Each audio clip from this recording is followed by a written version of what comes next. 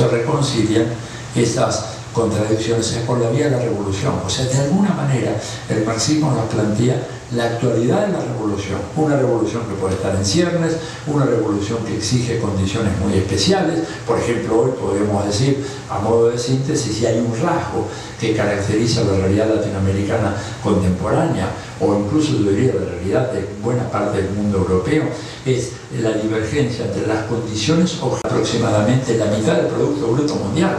O sea, eso va mucho más allá de las tesis de la polarización económica que Marx sostenía desde sus primeros escritos. O sea que hay condiciones objetivas como nunca, pero las condiciones subjetivas, ¿no es cierto? O sea, el grado de conciencia, condiciones objetivas. O sea, hay un retraso que tiene que ver con la enorme influencia ideológica que el capitalismo ha logrado establecer a través de eso que la gente de la escuela de Frankfurt muy atinadamente llamaba la industria cultural. Presentes, también, ¿no?, darles el saludo por estar pues en las horas de la mañana aquí esperando sobre la conferencia también que se había programado para nosotros, ¿no? En ese sentido también, compañeros, empezaríamos esta reunión aún en todo caso pues planteando una reflexión acerca del trabajo que realizamos en nuestra institución y lo que buscamos también en el proceso como parte también de un proyecto institucional en desarrollar pues una educación integral, una formación integral con nuestros compañeros y también en todo caso pues, ¿no?, con nuestros estudiantes. Y al mismo tiempo, a través de en todo caso esta mirada que nosotros tenemos, nos apoyamos muchísimo, ¿no?, en el plano de la interdisciplinaridad, y que ha sido todavía pues para nosotros todo un debate. Estamos todavía en la construcción de nuestra propia mirada de formación integral, producto de que hay muchas instituciones también, de repente congregaciones religiosas que hablan muchísimo de esta formación integral.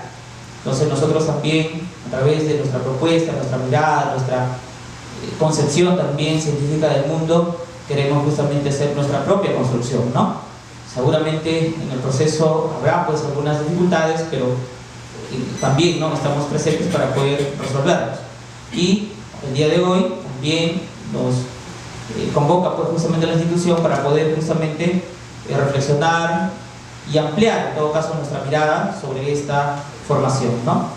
En ese sentido, compañeros, la conferencia del día de hoy trata justamente pues de cómo analizar la problemática social desde una perspectiva marxista. Para ello también contamos con la presencia pues del profesor Omar Cabero Cornejo, bien profesor pues de la Universidad Católica, y el profesor también tiene pues logros muy importantes, ¿no?, docente en la misma universidad, es en todo caso pues licenciado en Sociología y tiene también en todo caso pues el grado de magíster en Economía, ¿no? Su exposición en todo caso del profesor, ¿no?, compete en todo caso en 3 puntos, ¿no?, de cómo en todo caso hacernos reflexionar acerca de la perspectiva materialista y construir un concepto de totalidad, ¿no?, que es un tema también que nosotros lo tenemos en cuenta. En algún punto también de su exposición nos dará algunos ejemplos sobre los fenómenos sociales que en todo caso pues se analizan de diversas disciplinas especializadas, ¿no?, para poder ser comprendidas también de manera adecuada. Finalmente, un punto importante también sería el aporte de elementos para la discusión sobre cómo abordar, ¿no?, la cuestión de la interdisciplinaridad en la labor académica, ¿no? En todo caso, compañeros, en esta primera parte lo dejamos ya la palabra justamente al profesor Omar, para quien también pido fuertes aplausos para poder empezar esta actividad.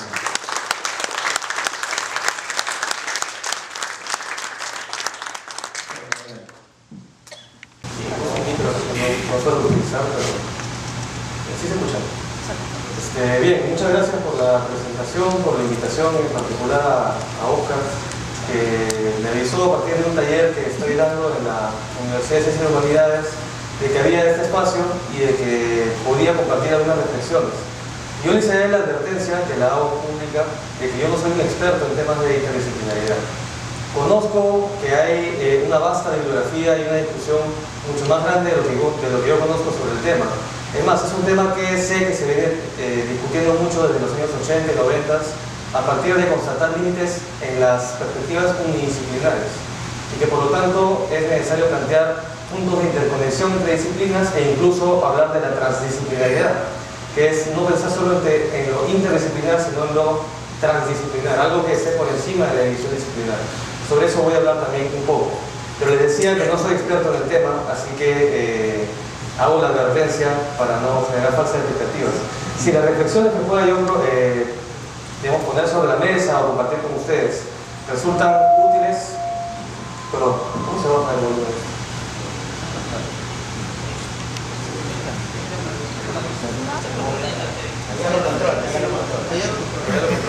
Sí, voy a bajar el gracias. Puedo hablar fuerte, entonces esto hace que mi propia voz me abrume. Bien, les decía, si las reflexiones que planteo les pueden resultar útiles desde el punto de vista marxista, como ya se adelantó, a buena hora. Bien. En segundo lugar, una segunda advertencia es que me voy a enfocar sobre todo en la cuestión de las ciencias sociales. Yo soy sociólogo, economista, y las reflexiones que he podido ir desarrollando desde el marxismo, sobre todo las enfoco en el entendimiento de lo real, pensando lo real como la existencia social. Entonces, yo sé que la cuestión de la interdisciplinaridad apunta no solamente a la realidad social, sino a la realidad en general, que puede haber puntos de encuentro entre, por ejemplo, la biología, la química, la física, las ciencias sociales y las ciencias naturales. ¿Sí? De todos modos, considero que el planteamiento sobre la totalidad puede también resultar útil para pensar lo real en un sentido general, incluso pensando en lo material no humano. ¿Bien? Pero hago también esa segunda advertencia. Los objetivos de esta exposición son tres. El primero, como ya se señaló, voy a ponerlo por aquí para tener juntos la ruta. El primero, como ya se señaló, es desarrollar un punto de acercamiento a la realidad social, viendo la realidad como algo unitario, que es el de la totalidad, ¿sí? Y apostando a que este punto de partida de entender la realidad social como totalidad, que lo voy a explicar en breve, nos permita plantearnos la cuestión de la transdisciplinaridad.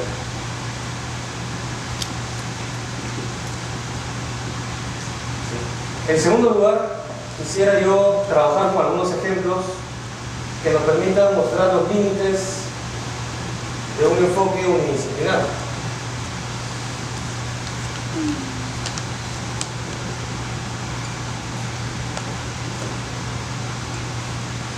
Y esos ejemplos los sitúo en dos casos que son conocidos por nosotros. El primero es el de la informalidad y el segundo el de la corrupción. Tema que en particular está sobre la agenda a partir de todo el escándalo, el caso de Lavajato y de Odebrecht, que está discutiéndose mucho. Es decir, ¿qué pasa si abordamos la cuestión de la informalidad, pensemos en la informalidad laboral desde el punto de vista solo económico? ¿Qué posibilidades y qué límites nos muestra? ¿Qué pasa si lo abordamos desde el punto de vista solamente de la política o de la ciencia política? ¿Y qué sucede si lo abordamos, por ejemplo, desde el punto de vista de la psicología? Igual con el caso de la corrupción. Entonces la apuesta es que al tratar estos temas de una perspectiva unidisciplinar, vamos a encontrar un conjunto de límites que nos van a obligar a pensar más allá de los propios linderos disciplinares. ¿Sí? Y en tercer lugar, quiero plantear algunos aportes para una discusión ya con ustedes, que son educadores, para abordar la cuestión de la educación transdisciplinar. Es decir, a fin de cuentas, más allá de la discusión teórica o práctica que tengamos ahora, cómo lo que podemos obtener se traduce en nuestra práctica educativa, en el proceso de enseñanza-aprendizaje. ¿Sí? No vamos a cambiar de la noche a la mañana la estructura disciplinar que tienen las propias ciencias, la propia academia, la propia universidad. No podemos simplemente anular la currícula y pensar que los estudiantes no van a estudiar una carrera particular. Pero ¿qué capacidades podemos generar para que a pesar de estudiar una carrera particular, esos estudiantes tengan la capacidad, valga la redundancia, de pensar de forma transdisciplinar y desde su propia carrera plantearse las preguntas y las reflexiones que estamos planteando aquí? Entonces, ese será el tercer punto de la exposición. Entonces, inicio con lo primero.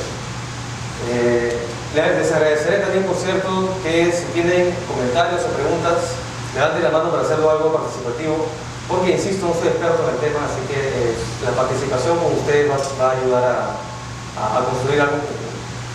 Entonces, comenzamos con la cuestión de la naturalidad. Pero para eso preguntémonos primero, ¿qué es esto de las disciplinas? De lo inter. ¿Sí? ¿Y cómo eso se relaciona con lo real? ¿Qué es una disciplina académica? ¿Por qué tenemos el problema de la interdisciplinaridad? ¿Qué pasó para que ahora eso parezca como un problema? Cuando en algún momento la especialización disciplinar pudo haber sido una ventaja. La historia detrás de esto tiene que ver con algo muy sencillo. En el marco del conocimiento en general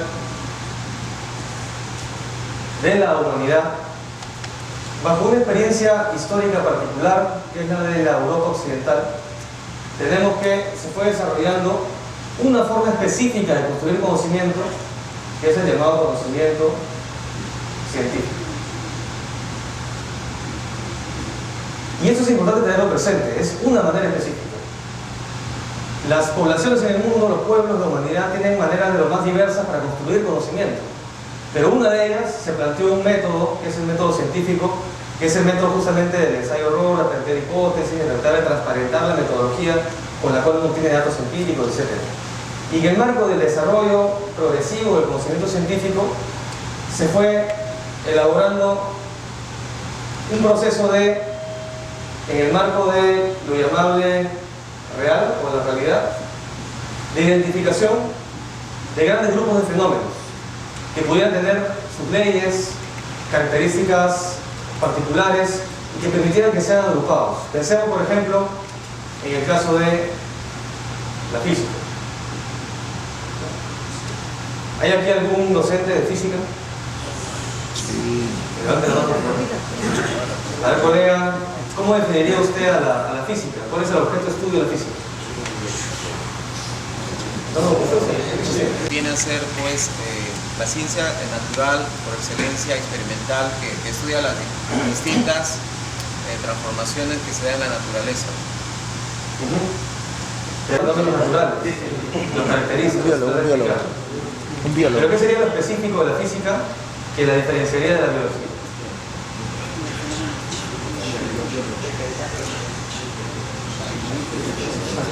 O de la química.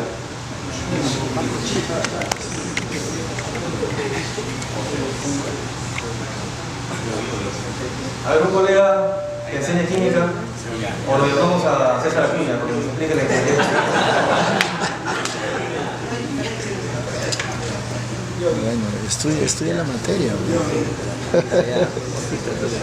Le pregunto porque yo no tengo la respuesta adecuada de repente. ¿No hay alguien que me pueda explicar qué estudia en particular la química que no estudiaría la física, por ejemplo? Sí. Pues ya la composición y la estructura que tiene la materia. Exacto. En cambio la física es más macroscópica, ¿no? Más los fenómenos físicos y la química más los fenómenos químicos, ¿no? Esa es la diferencia entre las dos, digamos. Tienes aislado. Los fenómenos muchas veces están encadenadas, entonces por eso hay una obligación que, como digamos, en la universidad es físico-química, ¿no? Para entender el fenómeno más integral, ¿no? Exacto. Lo que dice el colega, ¿cuál es su nombre? Artemio. Lo que dice Artemio es importantísimo, porque lo que nos está planteando es que en esa realidad natural estamos hablando de los mismos objetos físicos, biológicos, químicos, materiales, objetivos que tenemos al frente, pero en nuestro conocimiento científico vamos aislando dimensiones de esa realidad. Pero ese objeto vivo, por ejemplo, que está sujeto a las leyes físicas, también está sujeto a las leyes biológicas y también puede ser estudiado por química. Pero esta división, en el caso del conocimiento científico, permite que al identificar ciertas leyes que pueden ser estudiadas a fondo, el estudio sea mucho más especializado y permita, luego de que se presenten los resultados, plantear puntos de encuentro sobre una misma realidad. ¿Bien? Pero el conocimiento científico ha tendido a hacer este tipo de separaciones, sobre todo en las ciencias naturales. ¿Cuándo es que esto se formaliza en carrera de ciencia, carrera por ejemplo de física o carrera de biología? Porque los primeros autores, ustedes seguramente los conocen bien, los autores clásicos de estas ramas del conocimiento se manejaban en todo. ¿sí? Sabían de física, de biología, de química, porque estudiaban lo real con el método científico sin necesidad de que haya estas divisiones. Eran científicos simplemente. ¿Cuándo pasa esto? Cuando se va avanzando en el proceso de institucionalización, y eso es un proceso social, institucionalización, del desarrollo del conocimiento científico en el marco de la universidad. Y entonces se va tejiendo determinada institucionalidad. Así como en el caso de la política, por ejemplo, hablamos del poder judicial, poder legislativo, poder ejecutivo, que no es algo natural, sino que es una forma de construir institucionalmente la cuestión del poder político en el marco de las repúblicas y de las democracias, ¿sí? Del mismo modo, en el desarrollo del conocimiento científico se va construyendo determinada institucionalidad que va de alguna forma cristalizando, objetivando estas divisiones del conocimiento. Y entonces uno postula la carrera de físico. Y hay toda una malla curricular para ser físico y para especializarse en el estudio de la física. ¿Sí? Esto es las ciencias naturales. Esa es más o menos la historia de lo que ha venido sucediendo en términos del desarrollo de las ciencias naturales en el marco de una institucionalidad universitaria, en la academia propiamente. Pero ¿qué va pasando? Y aquí voy a lo que yo quería concentrarme, con las ciencias sociales. Que las ciencias sociales, pensemos aquí en economía, sociología, ciencia política, antropología, etc., van a tratar de hacerse un lugar en la construcción de conocimiento experto dentro del paradigma occidental, tratando de asemejarse al paradigma científico, ¿sí? Y entonces, al igual que en estos grandes bloques del conocimiento científico como la física, la biología, la química, las ciencias sociales van a tender a buscar su propia identidad disciplinar, planteándose un objeto de estudio específico.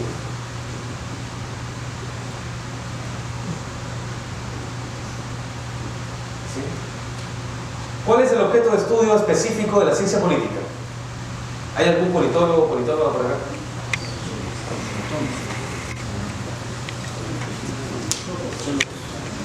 No creo que haya muchos, porque no hay muchos programas de ciencia política. ¿Sí? ¿Pero qué plantea, por ejemplo, la ciencia política? Se plantea la cuestión del Estado. Su punto de partida es el Estado y es el poder político en el marco del lindero estatal. El Estado es variable independiente de la ciencia política. Punto de partida. ¿Cuál es el objeto de estudio de la antropología?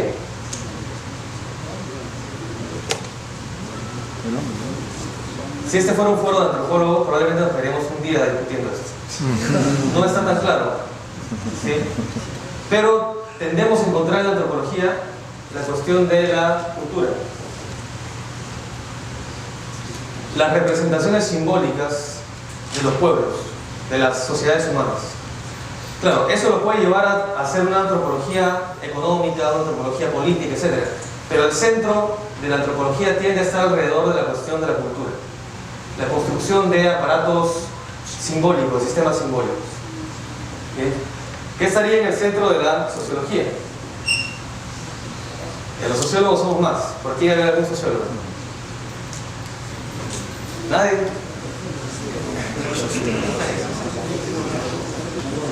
¿Cómo era el programa de Fernando, no? Una cocina atrás, a quien me diga cuál es el objeto de la sociología. Yo sé. Ya, también sería, si aquí era un día de discusión en la antropología, aquí sería pues un año entero de discusión. Los sociólogos tenemos una crisis de identidad sumamente severa. Hay sociólogos que pueden llegar a ser doctores de sociología y les pregunta, no sé, su esposa, su tía, lo que fuera alguien de la familia, oye, ¿qué es la sociología? Y ese doctor en sociología no sabe cómo responder. Sencillo por lo menos. Es todo un rollo complejo. Aquí sí hay problemas. ¿Sí? Una de las grandes luchas, no sé si para bien o para mal, de la sociología para constituirse como disciplina es delimitar bien su objeto de estudio. ¿Sí? Pero preliminarmente digamos que son las relaciones sociales. Detrás de eso hay toda una argumentación, pero lo voy a hacer de manera preliminar. Y en la economía, el objeto de estudio tiende a girar alrededor de, lamentablemente, de acuerdo a como está planteada el día de hoy la economía, la predominante, alrededor de la cuestión del mercado y los agentes económicos que participan en el mercado. Entonces, cada disciplina va a tratar de, como un Estado-nación prácticamente, construir sus propios linderos, ¿sí? Y formar a sus propios miembros, a sus propios expertos en las leyes, en el funcionamiento de un compartimento de la realidad, ¿sí? Que cada una de estas disciplinas va a querer estudiar a fondo. Para ponerlo un poco por acá. Es como si tuviéramos algo así. Disciplina 1, disciplina 2, disciplina 3. Casi como estados nacionales, o soberanos, con sus propias fronteras. Entonces, cuando planteamos la cuestión de la interdisciplinariedad, ¿qué es lo que nos estamos planteando?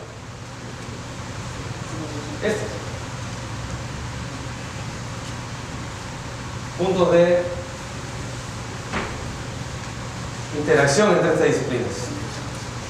¿Sí? Concretamente, si queremos verlo de manera un poco más gráfica, si esta es la realidad, si digamos que esto es la realidad, en este caso social, lo que tenemos es algo así, que la disciplina 1, la disciplina 2 y la disciplina 3 han parcelado, casi como si fueran parcelas agrarias, la realidad, que es compleja, es vasta, y van descubriendo que hay determinadas zonas de sus parcelas que no pueden ser explicadas solamente bajo las herramientas de su disciplina, y que comienzan a obligar a que haya traslados entre una disciplina y otra. Y entonces la cuestión de la interdisciplinariedad, ¿qué significa aquí? Desde esta perspectiva, que cada disciplina encuentra límites y necesita dialogar con otras. ¿Y qué está implícito ahí? ¿Qué podría ser problemático en un planteamiento así? A ver, mientras voy tomando agua, hago la pregunta. ¿Qué está implícito ahí? ¿Estaría bien que nos planteemos así la cuestión de la interdisciplinariedad? Por decir, no sé, esta es la economía, y la economía llega a un punto en el cual encuentra que hay corrupción. Y dice, bueno, ya la corrupción no la puedo explicar por el mercado. Hay elementos institucionales. Y entonces tenemos algunos economistas, como por ejemplo uno bien conocido, Acemoglu, que es un economista estadounidense, no sé si estadounidense, pero se desenvuelve en la academia estadounidense, que lo que señala es que los países que desarrollan más son aquellos que han tenido institucionalidades más sólidas, instituciones más sólidas, menos corruptas, y que la corrupción institucional tiene que ver con experiencias coloniales. Entonces, lo que hay que hacer es encontrar puntos de encuentro con la ciencia política para tratar de explicar qué pasa con las instituciones, porque eso tiene efectos económicos. Entonces, si la economía entra en una zona gris que no entiende bien y se da cuenta que algo tiene que ver con la ciencia política, y va y le pide ayuda para explicar las instituciones. O la ciencia política igual. La ciencia política de pronto se da cuenta de que los sistemas de partidos ya no explican quién toma las decisiones más importantes en un país, sino los llamados poderes de facto. Y entre esos poderes de facto hay medios de comunicación, hay grandes empresas que no tienen representación institucional formal, no han ganado ninguna elección, pero tienen poder para poner temas en la agenda. ¿Cómo se explica? Entonces comienzan a meterse un poco en la economía, a hablar de monopolios, de oligopolios, de cómo es que el poder económico interfiere en el poder político, pero ahí lo económico parece como digamos, algo complementario para explicar lo que no puedo explicar desde mi disciplina. La pregunta es, se la vuelvo a hacer, ¿qué está implícito aquí que podría ser problemático? ¿Cómo? Así es decir, ¿por qué partir del compromiso identitario de la disciplina al punto de que este sea el punto de inicio, el asumir este lindero disciplinario?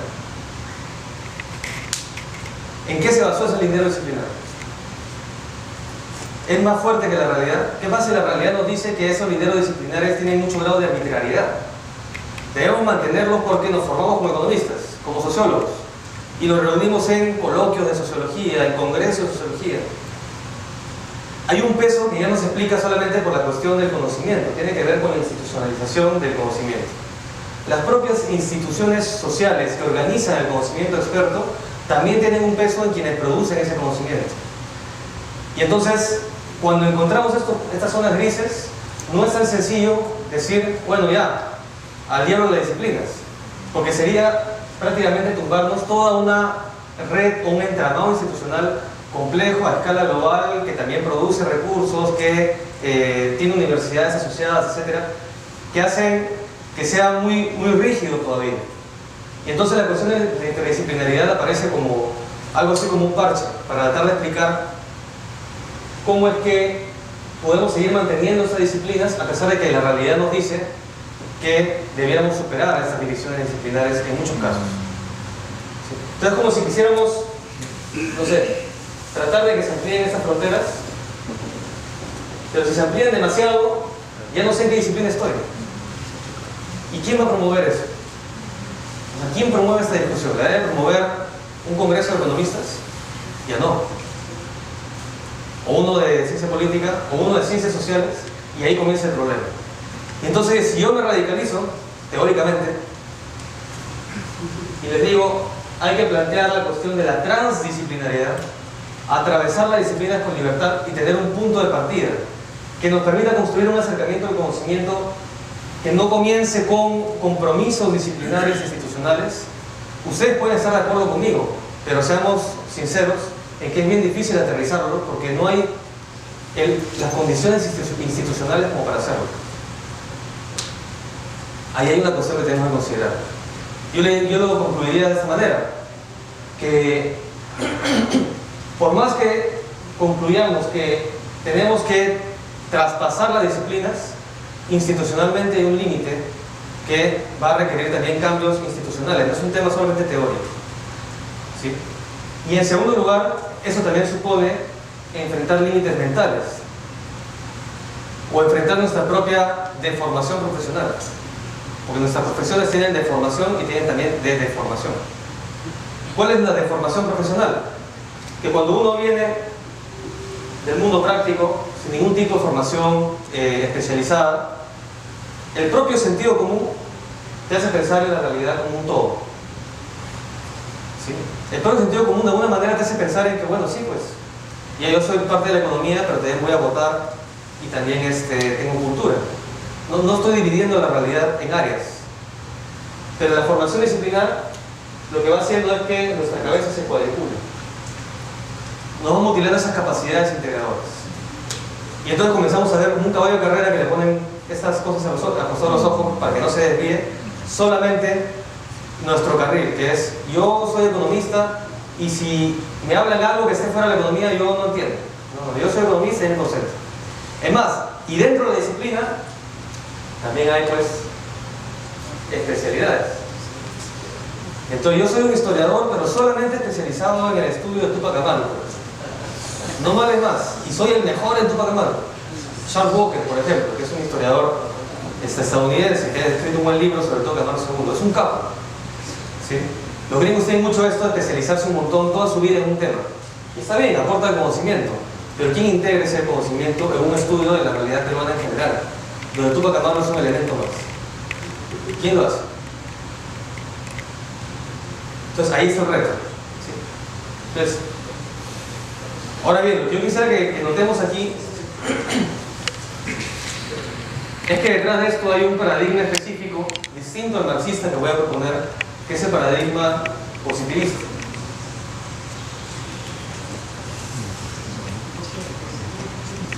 No sé si tienen preguntas hasta acá.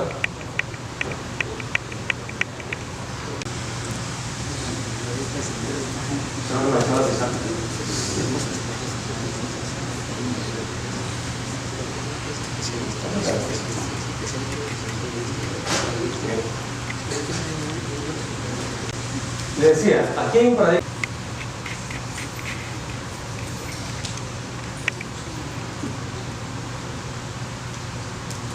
Veamos el paradigma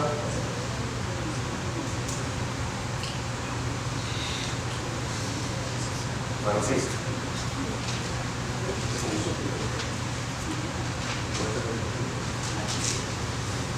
Les decía que esta lógica de división del conocimiento en algunas parcelas más o menos autodeterminadas tiene que ver con un paradigma particular, que es el paradigma positivista.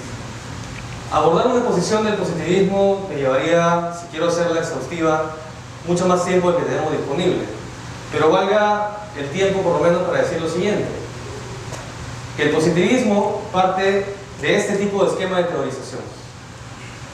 Si esta es la realidad, e identificamos un conjunto de fenómenos en ella,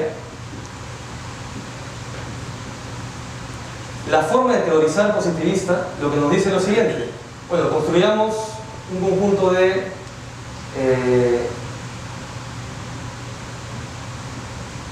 a partir de, bueno, de observar esta realidad, un conjunto de axiomas que estén en lo más profundo de nuestro entendimiento de lo real, y sobre la base de estos axiomas tratemos de construir proposiciones lógicas conectadas entre sí,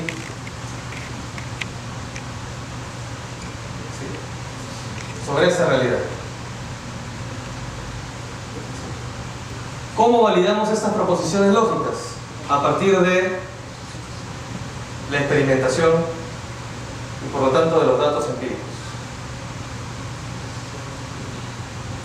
Es decir, a partir de cierta metodología particular. Entonces, observa más o menos la realidad, construye una teoría, estamos aquí en el plano de la teoría. Esa teoría tiene siempre una base axiomática. En economía, por ejemplo, se habla de los supuestos, ¿sí? Pero a partir de estos supuestos yo tengo que construir proposiciones específicas sobre cómo va a ser esta realidad. Las construyo, obtengo datos de la realidad a partir de cierta metodología y valido o no valido estas proposiciones, que siempre están en proceso de validación, es decir, son falseables. Hay lo que dice Karl Popper, por ejemplo, que es muy interesante. Para que una teoría o un planteamiento sea propiamente científico, en el sentido positivista, tiene que ser falseable. Si yo no puedo demostrar nunca que una proposición puede ser falsa, entonces no es ciencia. Por ejemplo, la fe. Y la fe no tiene aspiración de ciencia, es simplemente fe. Yo no puedo probar que la fe esté equivocada, porque la fe no puede ser falseada, es fe simplemente. ¿Sí? Incluso algunos plantean que el psicoanálisis no entra en el contexto de ciencia, porque tampoco uno puede probar el inconsciente. ¿Cómo pruebas el inconsciente? Tienes expresiones externas del inconsciente, pero no puedes probar que el inconsciente está ahí. ¿Bien? ¿Sí? Entonces, este es más o menos el esquema positivista.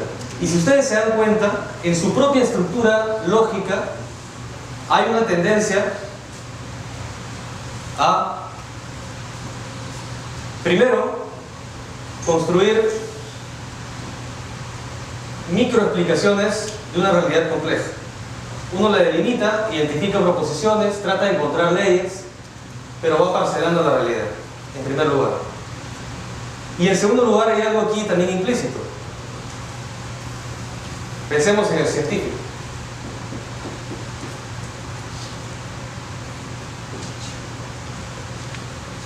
Un poco feo, pero bueno. El científico. ¿Cómo se ubica y cómo se ve a sí mismo ese científico en este proceso de construcción de conocimiento?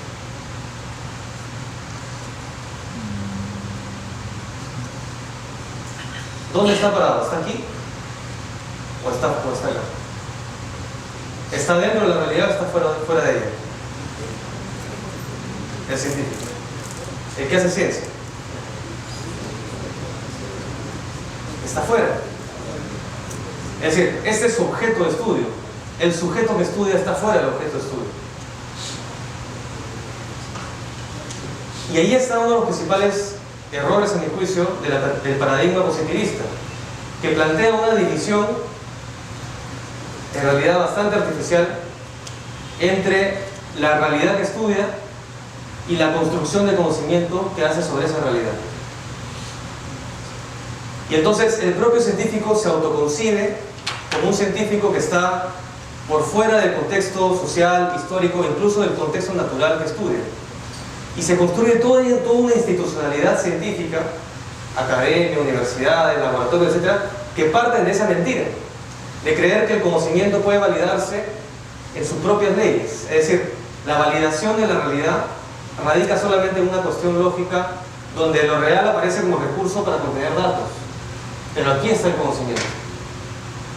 ¿Qué es lo que se diría desde la perspectiva marxista? Y aquí voy entrando ya al tema concreto de la totalidad. Bueno, lo que se diría es lo siguiente.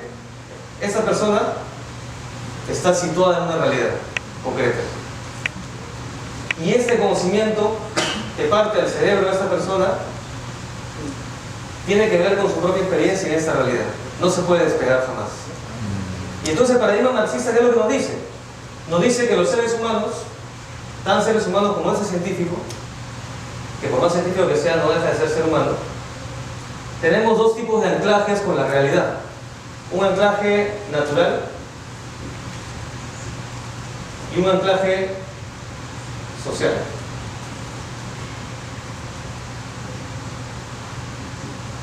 ¿Qué quiere decir eso?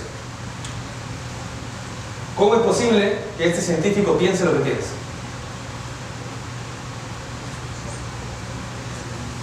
Pregunta sencilla, pero que nos mueve muchas cosas en la cabeza. ¿Qué es lo que plantea Marx y Engels, por ejemplo, en la ideología alemana, que es un texto fundamental para entender la llamada concepción materialista de la historia? Ellos plantean, bueno, está bien, pensemos en las ideas de la gente, la conciencia. Bien, pero antes de eso me quiero preguntar otra cosa. ¿Cómo es posible que esas ideas estén ahí, sean pensadas? Y más atrás todavía, y con esto ya me plantea la crítica más fuerte al positivismo y al liberalismo. ¿Cómo es posible que esta persona esté ahí para pensar esas ideas? ¿Cómo es posible que esta persona exista? ¿Qué ha sido necesario que se dé para que ustedes, queridos colegas, estén aquí?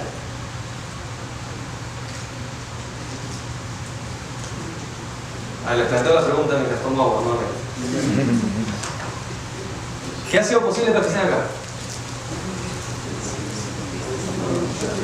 Olvídense por un momento que son docentes universitarios.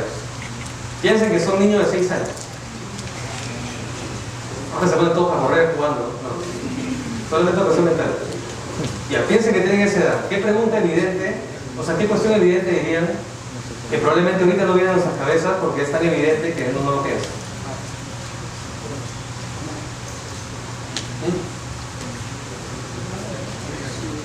Un niño de 6 años, muy inteligente, te digo.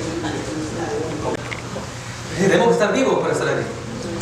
¿Y qué tiene que darse lo que estemos vivos? Bueno, comer, tener salud, cuidarse del frío, de hacerse daño, tener un techo. ¿Sí? Es decir, necesitamos hacernos de medios de vida para poder existir materialmente. Porque nunca dejamos de ser naturaleza. Es decir, el ser humano, por desarrollar conciencia, tener capacidad de abstracción, se construye una autoimagen donde tiende a anular su propia existencia biológica y material, sobre todo en el caso del horizonte civilizatorio occidental. Occidente construye la idea de un individuo que está por encima de todas las determinaciones y se olvida que es cuerpo, se olvida que es una especie biológica, ¿sí? Mentalmente, pero concretamente el cuerpo nos dice, oye, ya, hambre, ¿no? A la una suena el estómago. Somos especie natural y este anclaje natural nos obliga a producir. Tenemos que intervenir en la naturaleza para obtener medios de vida para poder seguir viviendo. Nada de lo que necesitamos para poder vivir está simplemente dado, hay que producirlo, hay que transformar la naturaleza. ¿Correcto? ¿Estamos de acuerdo? ¿Sí? Y en segundo lugar, tenemos que haber nacido. Y para haber nacido, quiere decir que ha habido por lo menos otras 2 personas antes que nosotros, de sexo masculino y femenino. Nuestra especie es sexuada, no es de reproducción unisexual. O a lo mejor dicho, ¿cómo se llamaría? En fin, no, yo soy sexual. No, pero hay especies que no requieren de un otro para poder reproducirse. ¿Sí? ¿Cómo sería? Asexual. Bien. Entonces, al ser una reproducción sexual quiere decir que había otros 2. Y si había otros 2, esos otros 2 venían de otros 4, por lo menos. ¿Sí? Entonces, ¿qué es lo que estamos diciendo aquí? Que nuestra sola constatación de este anclaje natural nos obliga a concluir que el ser humano tiene que producir, desarrollar trabajo productivo para hacerse de medios de vida y que esa producción la va a hacer en el marco de una sociedad de seres humanos que ya existían antes que él. Por lo tanto, aquí hay un anclaje social. Entonces, hay algo que es fundamental, que tiene un peso ontológico grande. Ontológico tiene que ver con el ser. Que la propia existencia humana, ¿sí?, requiere que haya relaciones sociales, mejor dicho, es una existencia relacional, social, pero al mismo tiempo material, natural. Entonces, no hay forma de entender nada de lo real, nada de lo humano, sin considerar cómo es que los seres humanos, en relaciones con otros, construimos condiciones materiales para poder existir. Y nuestro propio entorno, nuestro propio entorno material e incluso simbólico es construido por nosotros, porque producimos. Al ser seres productores, producimos nuestro entorno. Entonces lo que somos y el entorno en que estamos está sujeto a nuestras capacidades de producir y a la forma en que nos relacionamos para producir. ¿Sí? A ver, hay una pregunta por ahí. Sí, yo quería preguntarle la idea que acaba de exponernos, que usted atribuye a Marx, ¿es patrimonio exclusivo de Marx? ¿O es que usted lo atribuye a Marx porque es conveniente para legitimar su discurso, en este caso, ¿no?, explicativo, el tema que estaba tratando? ¿En qué medida eso afectaría a su discurso, ¿no?, a su legitimación en este caso? Bueno, comenzaría diciendo que no es mi interés legitimar nada, simplemente es una exposición que tendrá validez o no de acuerdo con el argumento. Ahora, en el contexto concreto de este paradigma marxista, yo me estoy basando en lo que exponen Marx y Engels en la ideología alemana, que es la llamada concepción materialista de la historia.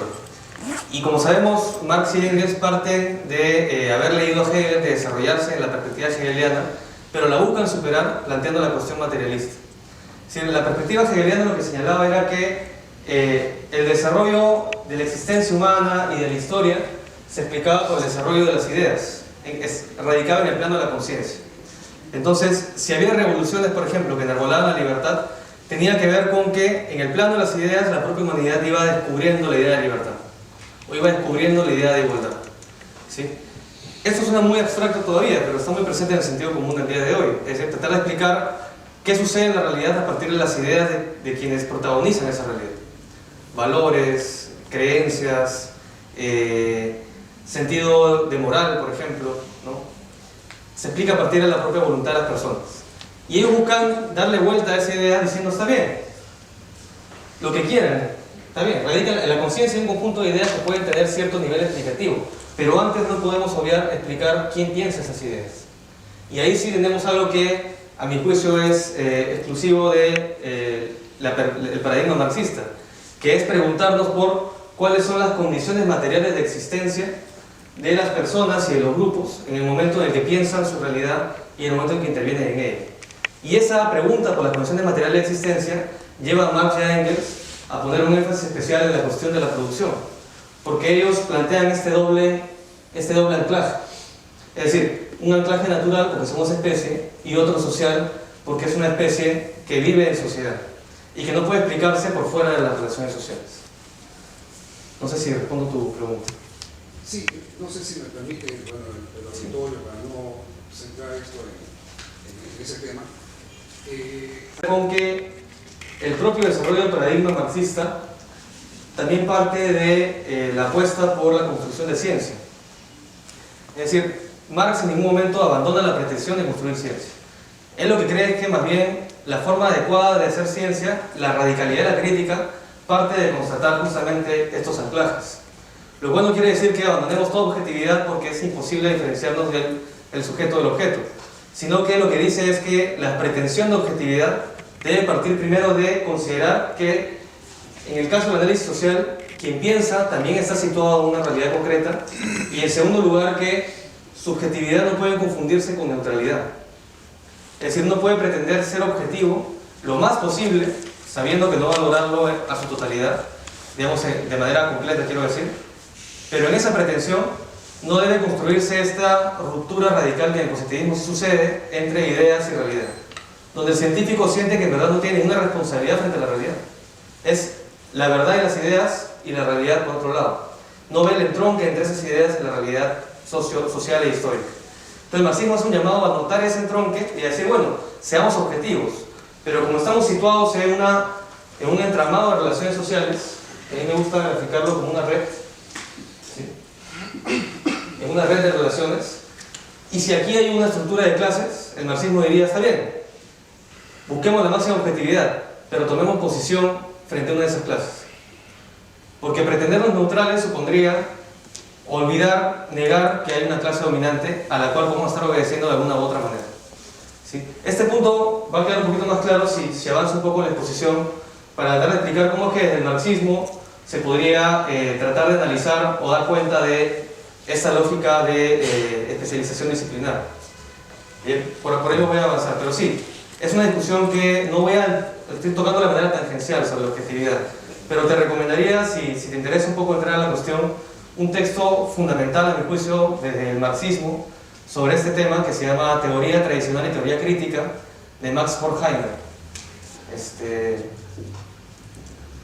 o como decíamos en la universidad, Jorge Jaime, pero es Horkheimer,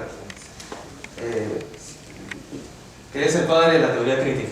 Y ahí él plantea una crítica desde el marxismo al positivismo que llama él teoría tradicional. Pero es un tema bien abierto y vasto que no pienso agotar, pero es muy válida la apreciación. Sí. Sí, bueno, primero pienso que siguiendo la exposición que planteas, la idea es de que hay una tradición positivista, según como lo defines, que hasta ahora se mantiene dentro de lo que es la concepción de ciencia. Y bueno, la idea es la novedad que trae, ¿no? El enfoque marxista, ¿no? Me parece que esa es la idea que se quiere plantear en tu exposición. Me parece que el problema que se quiere evidenciar para que la exposición sea mucho más clara es si realmente Marx fue una novedad con respecto a ese enfoque. Según lo que yo tengo entendido, si nosotros vemos el problema de la ciencia como que accede a la realidad, Marx no fue el primero que ya había encontrado ese problema y que pretendía dar un enfoque contrario a esa visión de pensar de que la realidad y el pensamiento son una estampa, ¿no? Recuerdo que el mismo Engels, si mal no recuerdo, es el que resalta que es el mismo Bacon, el iniciador del materialismo científico, ¿no? Y a los ingleses, ¿no? Entonces me parece que la cuestión está en cómo entendemos objetividad, ¿no? Como decía el profesor que me antecedió, el problema de la relación entre sujeto y objeto, cómo entiende objetividad el marxismo, que lo diferencia de una concepción idealista. Me explico, ¿no? Por ejemplo, ¿no? Este problema, que es el clásico problema de la relación entre el ser y el pensar, ¿no? Que lo llevamos al plano del conocimiento, es todo lo que yo pienso de la realidad, efectivamente así es la realidad. La visión, por ejemplo, positivista es idealista en ese sentido, porque todo quiere enmarcarse la realidad en base a los conceptos que uno tiene. Inclusive Lenin lo critica en esas tradiciones kantianas de que primero el conocimiento se construye en el sujeto. Ahora, pero la cuestión es, ¿cuál es la respuesta ante esas posiciones idealistas? Si consideramos, creo yo, erradamente, que el marxismo sí realmente le quiere dar la objetividad que el idealismo no le ha dado, estaríamos cayendo en un círculo vicioso de que es objetividad. Eso sería, y estaríamos viendo al marxismo de manera idealista. Estaríamos cometiendo el error de decir de que el idealista está equivocado, pero yo marxista, yo sí soy el verdadero porque yo sí soy objetivo. Y surgiría la pregunta, ¿por qué ellos no son objetivos y yo sí? Y eso creo que ha sido un problema que se ha dado, ¿no? Dentro de la epistemología del materialismo dialéctico. Hasta donde yo tengo entendido, bueno, no sé si lo consideras adecuado, considero que es una sugerencia para tenerlo otra vez presente en esta exposición, es ¿cómo entiende objetividad el marxismo? Si entiende objetividad de la misma manera como la entendían la tradición filosófica anterior a él. ¿Y qué es lo novedoso de él? Hasta donde yo tengo entendido, la objetividad no la entiende como un sujeto que alcanza un conocimiento absoluto, real del objeto, sino es cómo es que la realidad la hace suya, ¿no? En la ideología alemana que tú citas, ahí habla, ¿no? De la idea de que en tanto la realidad la hago mía, la trabajo, la hago real. O en el mismo texto de, si mi memoria no me falla, el me parece que es en la Sagrada Familia, bueno, me equivoco, es en lo de Feuerbach. Creo que una de las tesis habla justamente Marx de la idea de que el error de creer de que podemos conocer el objeto es olvidarme que el sujeto también puede ser objetivo. Ahora, ¿en qué tanto es objetivo? Considero yo, ¿no? Por ejemplo, había puesto un ejemplo sobre que el problema de las disciplinas es crear una parcela, ¿no? Y el problema es que no se puede dialogar, ¿no? Pero me parece que ahí caeríamos en un problema con ese ejemplo porque implícitamente creeríamos de que la realidad es un terreno estático y simplemente cada uno agarra un pedazo. Y ahí cometeríamos el error porque sabemos que para la visión marxista no es estática la realidad. Sería más bien una especie de océano en donde yo pongo mis redes y la red puede quedarse ahí, pero el mar está que se mueve por todos lados, ¿no? Entonces, me parece que el concepto de objetividad es importante para distinguir entre la epistemología anterior a Marx y la de ahora. Porque si no definimos esa objetividad, repito, ¿no? Creo que vamos a empezar a caer en el problema de quién es objetivo y quién no. Y tal vez no estamos preguntándonos cuál es la definición de objetividad que plantea la epistemología marxista en comparación con las anteriores, ¿no? Sí. Particularmente pienso que la objetividad del marxismo es primero el hecho de cómo yo la realidad la hago mía por medio del trabajo y la interacción. Y segundo, cómo un científico marxista puede ser objetivo en tanto que esa realidad se concretiza, me parece no de manera individual, sino de manera de las transformaciones sociales. Pero ese es un enfoque ya muy personal, ¿no? No sé si toca hacer lo correcto. Sí, respecto a lo que dices de la realidad como estática y parcelada, justamente lo que he querido criticar desde el inicio, ¿no? Es decir, asumir que estos criterios disciplinares ya tienen existencia propia y plantearnos la cuestión de relacionarlos supone asumir que está válida esta parcelación, es válida, y que por lo tanto esa realidad también tiene que tener un sentido estático sobre la cual podemos encontrar un conjunto de leyes prácticamente equiparables a la naturaleza. La naturaleza tendría ese sentido de naturaleza estática, que es algo que desde el marxismo criticaría. Y justamente ahora quiero yo desarrollar un poco más la exposición para plantear elementos que puedan desarrollar esa crítica. Y sobre la objetividad, la discusión, insisto, es vasta. Prefiero no meterme en detalle en esa discusión porque no es el sentido de la exposición. Pero sí te diría de manera muy rápida de que en efecto la cuestión de la objetividad supone dos cosas. Primero, preguntarnos por la diferencia sujeto-objeto. Una vez que consideramos que el sujeto está situado en ese objeto de estudio que también analiza, ya la historia no puede ser igual como la plantea el positivismo. Es decir, la historia de conocer, el hecho de conocer o de representar una realidad. Porque quiere decir que hay condicionamientos sociales e históricos que interfieren en las preguntas que me hago, en cómo me las hago y para quién pienso, cómo vuelve eso que pensé a la realidad concreta.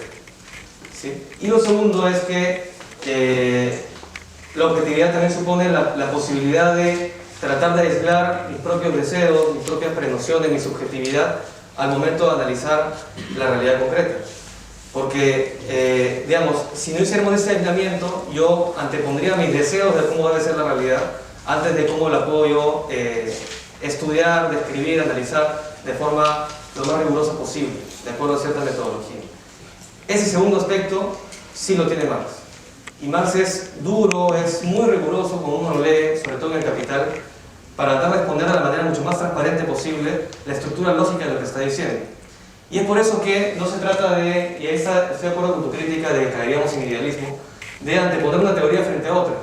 Yo soy marxista y porque soy marxista tengo la verdad, y el otro no. Entonces nos enfrentamos entre dos esferas cerradas.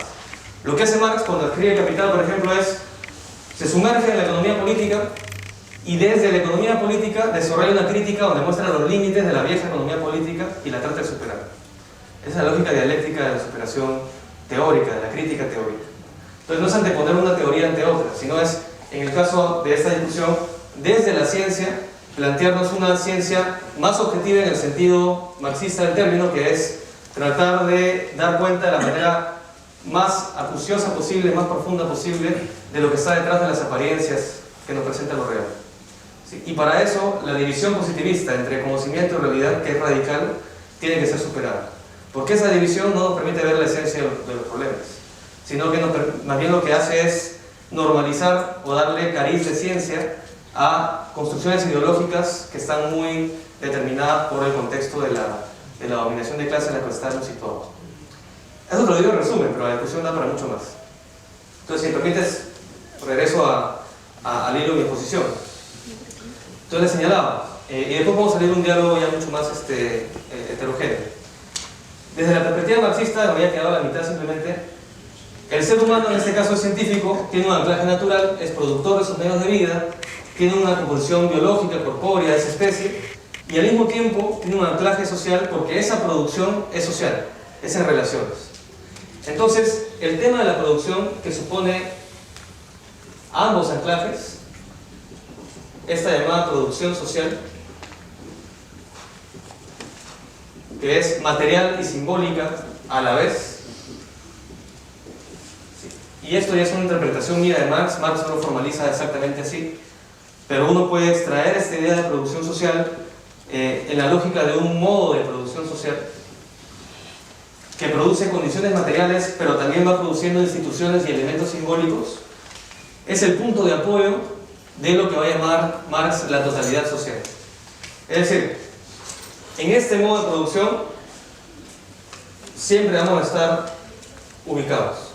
No hay forma de escaparnos, por más que tengamos idea de individuo o nos pretendamos científicos. ¿Sí?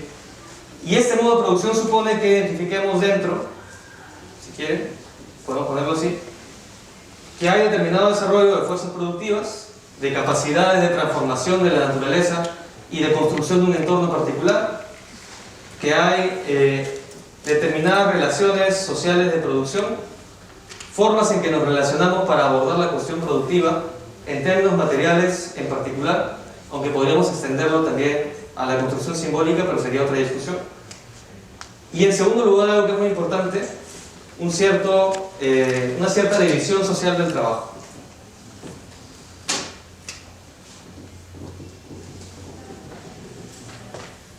Es decir, que en esta red de relaciones, si quieren lo ponemos así, en este entramado de relaciones sociales, estamos ubicados en algún punto específico, en alguna coordenada social específica que hace que nuestra experiencia social y personal, de acuerdo a la complejidad que se genere en esta sociedad, muy relacionada a sus fuerzas productivas, sea distinta en un punto o en otro. Por ejemplo, ámbito urbano frente a ámbito rural, trabajar en educación o trabajar en industria, ser científico o ser más bien obrero, ¿sí? Ser de una clase o ser de otra. Entonces, esta división social del trabajo se va a desarrollar de manera muy acelerada, y aquí entramos ya a la crítica marxista, a la cuestión de la parcelación disciplinar. Esta división social del trabajo se desarrolla de manera muy acelerada con el modo de producción capitalista. Porque en el capitalismo, las relaciones sociales de producción hacen que el capital, que es la personificación que la personifica un capitalista o una corporación o un grupo de accionistas, tiende a crecer de manera permanente y en su crecimiento busca desarrollar fuerzas productivas de forma incesante. ¿Sí? Entonces tiende a complejizar las relaciones sociales, individualizar a las personas y generar posiciones de lo más heterogéneas dentro de esa estructura social. Y en ese desarrollo permanente de fuerzas productivas, el desarrollo científico es un acicate particular. La ciencia se pone al servicio del capital. Y entonces, así como se especializan procesos científicos cada vez más detallados, tecnológicos cada vez más detallados, en la ciencia también se va generando la misma tendencia. Entonces, lo que podríamos decir desde el marxismo es que esta división disciplinar no es casual, no es producto solo de las ideas. El propio desarrollo productivo fuerza a que haya una mayor especificidad y especialización disciplinar, porque tiene un rol productivo. Vuelve en la forma de tecnología de alguna u otra manera. Tecnología en el sentido amplio, social, o tecnología más en el sentido productivo. ¿Sí? Tiene algún tipo de uso industrial, financiero, económico, a fin de cuentas. Entonces, para ir redondeando la idea, veo ahí algunos compañeros que están durmiendo, no les han dado desayuno. Para redondear la idea, Para redondear la idea.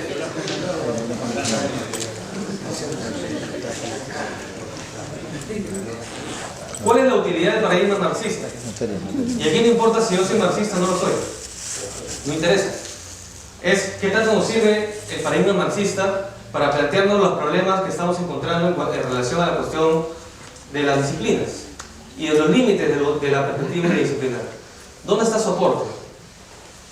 A mi juicio, el soporte particular está en que construye determinada ontología que tiene que ver con el sentido de cómo entender el ser, la realidad. Y la idea es bien sencilla. Esta realidad, esta existencia humana es unitaria, es total. No podemos parcelarla, porque su punto de apoyo, por más complejidad que le encontremos y dimensiones que identifiquemos, su punto de apoyo es la materialidad de su producción. ¿Sí? ¿Se entiende la idea? Es decir, aquí podemos encontrar distinciones institucionales que nos permitan identificar que hay cierta economía, cierto ámbito de la política, cierto ámbito de lo social, diferenciado, por ejemplo, diferenciando lo público de lo privado, o lo laico de lo sagrado, que tiene que ver con el propio desarrollo histórico de la división social del trabajo en Occidente y en el marco de la modernidad, que nos puede llevar a pensar en separar todo en grandes parcelas e incluso pensarnos como individuos diferentes, autónomos, completamente individuales, vale la redundancia. Pero todo ello reposa en que hay algo infranqueable, imposible de pasar por alto, que es nuestro condicionamiento material. Todo esto reposa en una realidad material, constatable, objetiva en el sentido de tangible, más allá de nuestras prenociones culturales o de nuestras construcciones institucionales. Y entonces, lo que nos está diciendo el marxismo es que debemos concebir a la realidad social como una totalidad, en el sentido de que todo lo que se encuentra en la realidad social tiene algún tipo de punto de conexión con este punto de partida que es la realidad material, pero también con el hecho de que todo lo social se condensa en la experiencia concreta de los seres humanos, que son una especie biológica y al mismo tiempo tienen un anclaje social. Entonces, si es así, lo que estaríamos diciendo aquí es que en el marco de la realidad social, si es que esta es la economía, esta es la política o la ciencia política y esta es la antropología, su conocimiento es parte de una realidad que se condensa en la experiencia concreta que es social, material, productiva de los seres humanos y que está en permanente transformación. Es una realidad que está en movimiento, es una totalidad en movimiento. Entonces, este punto de partida teórico a nivel de paradigma nos permite reconstruir el proceso y entonces hacer el camino de vuelta a nuestra disciplina y darnos cuenta, por ejemplo, que si la ciencia política partía del Estado como como variable independiente, aquí nos damos cuenta de que bueno, el Estado es una construcción histórica y está situado en un modo de producción y no puede explicarse por fuera de la economía, porque ese Estado materialmente tiene que existir y existe por tributación, existe por actividad empresarial pública. Si es que esa economía deja de crecer, por ejemplo, en la lógica capitalista, o materialmente ya no es rentable para el Estado tambalea también. ¿Sí? Y entonces lo que para la ciencia política aquí era un problema que era, para la economía, que era el tema de los poderes de facto, de cómo entran ahí a tallar, desde ese punto de partida no tiene nada de sorprendente, porque en ese modo de producción hay una estructura de clases, y la clase dominante tiene el poder de la producción, y al tener el poder de la producción tiene el poder para poner al Estado a su servicio. Y el Estado lo que hace es simplemente convertir en ley, en Estado de Derecho, un conjunto de normas, un ordenamiento institucional que permita que se reproduzca ese modo de producción. Entonces comenzamos a integrar la realidad viéndola como una totalidad. Y podemos especializarnos en un tema u otro, pero tenemos puntos de conexión que ya no son residuales. No es lo que yo ya no puedo entender y me conecto y le pido ayuda a mi colega, sino que la realidad es unitaria y yo me especializo para obtener algo de verdad, pero no me comprometo con esos linderos, que son institucionales e identitarios. No tienen un sentido ontológico, ¿no? La verdad, la realidad no está partida en parcelas. ¿Sí? Entonces, entender esta cuestión de la totalidad nos permite volver al punto de la cuestión disciplinar, ya desdibujando estas fronteras e incluso dibujándolas de nuevo, pero ya no como fronteras, sino como especializaciones más metodológicas, si se quiere, pero que no comprometen mi entendimiento de la realidad.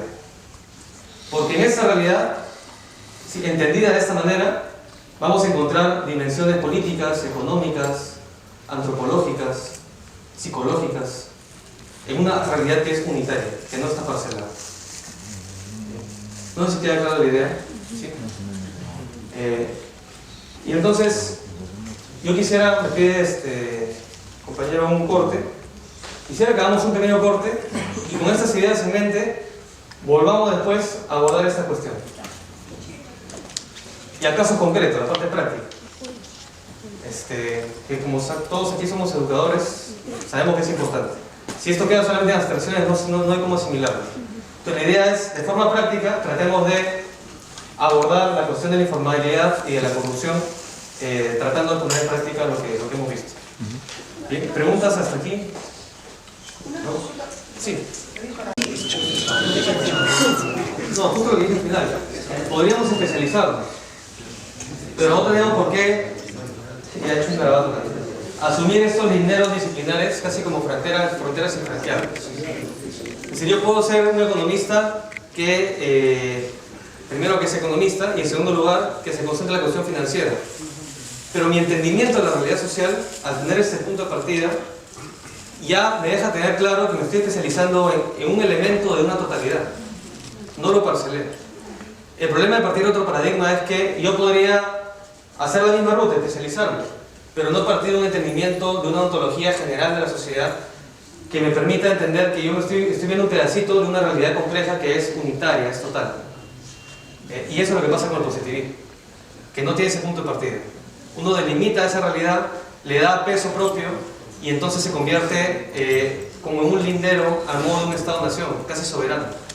Y cuando yo no sé bien cómo explicar algo, pido ayuda al otro Estado que está al costado, que es el politólogo o el sociólogo. Pero me cuesta salirme de esa estructura disciplinar, de ese caparazón. Entonces, sí diría yo, es dable y es hasta deseable especializarse en algunos puntos, pero sin perder de vista que hay esa perspectiva total. Y que debemos tener la capacidad de, aún especializados, poder situar nuestro conocimiento especializado en un entendimiento mayor y tener capacidad de manejarnos en una teoría que nos permita dar cuenta de lo real de forma integrada. Bien. Bueno, pasamos un corte, no sé cuánto tiempo. Desde una disciplina en particular y veamos qué límites encontramos cuando lo vemos de manera unidisciplinar. Por ejemplo, la informalidad, en particular la informalidad laboral. Aunque bueno, laboral y productiva, ¿no? ¿Cómo sería abordado por la economía? ¿Qué diría un economista sobre la informalidad? Definida como la define el INEI, ¿no? ¿Cómo define el INEI la informalidad? Trabajadores que no están en planilla, no registrados, ¿sí? O que trabajan en unidades productivas que no están registradas. Es decir, el Estado no regula la actividad económica. Y en el caso del Perú, la informalidad laboral asciende a cerca del 70-73%. Y la enorme mayoría de unidades productivas, que son micro y pequeñas empresas, son informales. Del 100% de MIPES, probablemente el 90%, no tengo el dato exacto, pero esa es la proporción aproximadamente, es informal. ¿Sí? Y las MIPES son el 98% de las empresas en el Perú, así que sacan ustedes su línea. Del PBI, cerca del 20% del PBI es informal. No podemos decir que la informalidad es una excepción. ¿Cómo se explica la informalidad desde la economía? ¿Qué han escuchado de los economistas en la televisión, en los periódicos? ¿Qué diría un economista promedio? ¿Qué diría Hernando de Soto? ¿Lo han leído a Hernando de Soto? Hay una explicación que plantean algunos economistas que se relaciona un poco con la que se plantearía desde la ciencia política o desde el estudio del Estado, que tiene que ver con el tema de la regulación o la forma en que está organizado el Estado y sus instituciones instituciones, ¿sí?, frente al mercado. El planteamiento de Hernando de Soto es bien sencillo. Hernando de Soto lo que señala es que en el Perú existe una economía potencialmente floreciente que tiene todas las capacidades como para generar empresa y empleo de manera mucho más acelerada de lo que lo hace el día de hoy, pero el entramado institucional, la regulación, son una traba para esa economía. Es muy compleja esa regulación. Volverse formal es caro.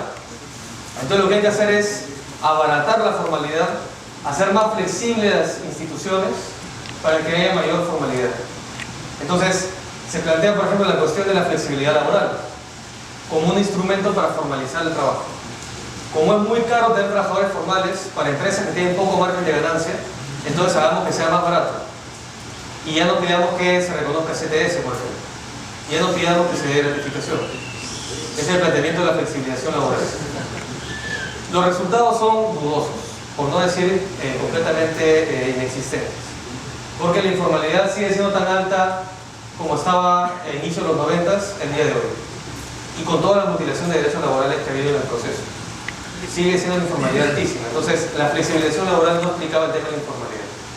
Esa es una explicación que se relaciona con la aplicación que podría darse desde la ciencia política, al menos como es abordada en el Perú, con un fuerte sello institucionalista, que es el tema de las instituciones.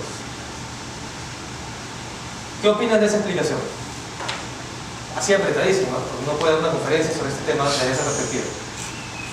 Muy resumida. No, Silvia, por favor. No te repites. ¿Sí? ¿Qué opinan de esta explicación? ¿Es suficiente para entender la informalidad?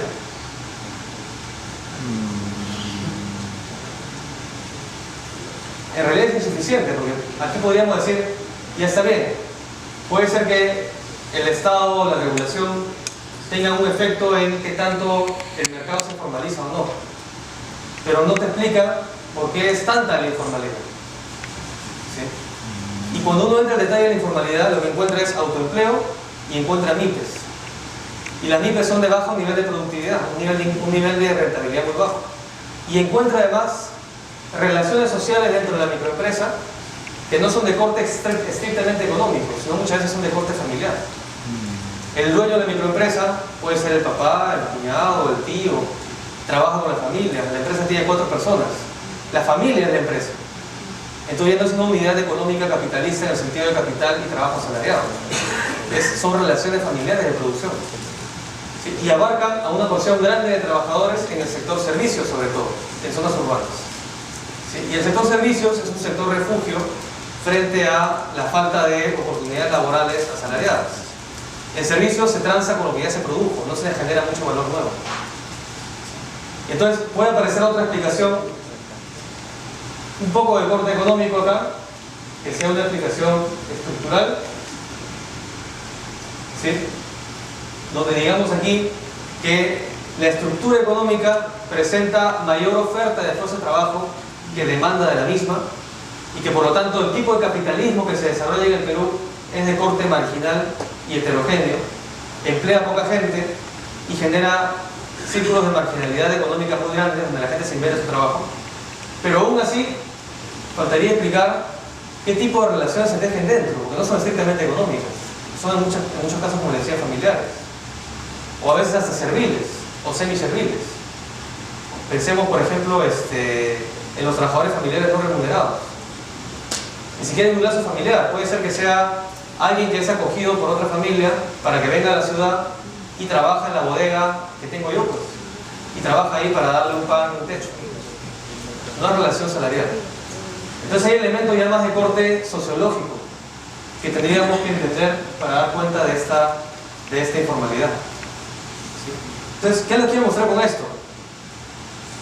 Que una entrada exclusivamente económica tiene límites.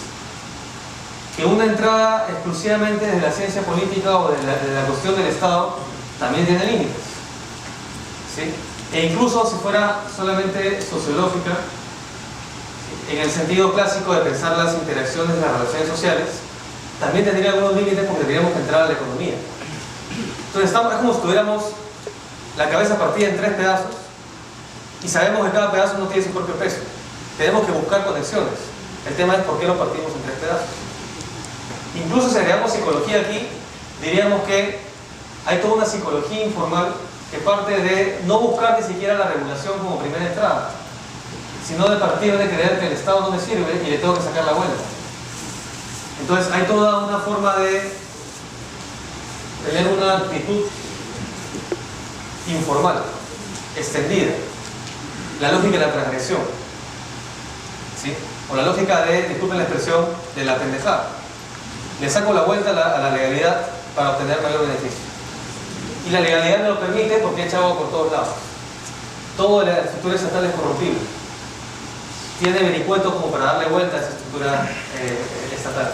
Pero aún así, esto no explica por qué esa actitud es extendida. Entonces, ¿qué les quiero decir con esto? Que para entender la informalidad, tenemos que de alguna u otra manera dar cuenta de un modo de producción particular en nuestra formación social. Porque esa informalidad es una expresión, además mal planteada, porque es solamente lo que no regula el Estado, no dice más que eso. Es una expresión de una forma de organizar la producción en nuestra realidad social. Y en el marco de esas formas de producir, se construyen instituciones que también tienen corte, más que informal diríamos marginal. Instituciones porosas, donde hay puntos de entrada y de salida que no son los oficiales, traspasadas constantemente por corrupción, por contrabando, por narcotráfico, por influencias de familiares que tengo en el Poder Judicial o que tengo en tal o cual institución. Entonces, ¿cómo reconstruimos esta realidad? Desde un punto de partida que nos ayude a entender este modo de producción en el caso de nuestra formación social y que nos permita volver a esta discusión de manera más completa. No lo voy a ofrecer aquí, eso sería ya pues plantear una tesis en particular sobre el tema. No tengo yo los elementos todavía. Pero lo que quiero mostrarles es que las miradas unidisciplinares presentan límites, pero aún encontrando los límites, si solamente buscamos ayuda en cada una de estas disciplinas, sin tener una visión que nos permita traspasarlas a todas ellas, para volver nuevamente a sus especializaciones, probablemente no avancemos mucho. ¿Sí? Solamente plantearlo desde aquí, o desde aquí, o desde aquí, no ayuda a dar cuenta del fenómeno. Aún en la perspectiva estructural, que quizás es la más cercana al marxismo, si pensamos en que es un fenómeno estrictamente económico, no vamos a entender la informalidad. Porque no es solo económico. ¿Sí? Tenemos que pensar cómo es que se produce nuestra realidad social para entender estas expresiones que aquí aparecen parceladas y que probablemente no lo sean tanto. Porque uno sale a la calle y pone un carrito sanguchero y se pone a vender hamburguesas y no está dividido entre economía, política, psicología. La realidad es una en ese momento. ¿Cómo damos cuenta de esa realidad? Ahí está el reto. ¿Bien? Siguiendo el mismo ejemplo, ¿qué haríamos con la corrupción? Pensemos en cómo sería la perspectiva económica de la corrupción. ¿Cómo se entendería la corrupción desde la economía? Les hago la pregunta a ustedes, porque la idea de esta parte era diálogo y yo me quedo hablando una vez. ¿Qué opinan ustedes? Incentivo, ahí está, es una palabra clave en economía. ¿Qué incentivos existen para ser corrupto y qué incentivos o contraincentivos existen para no serlo? ¿Y esos incentivos de dónde vienen? ¿O dónde están, mejor dicho, ubicados?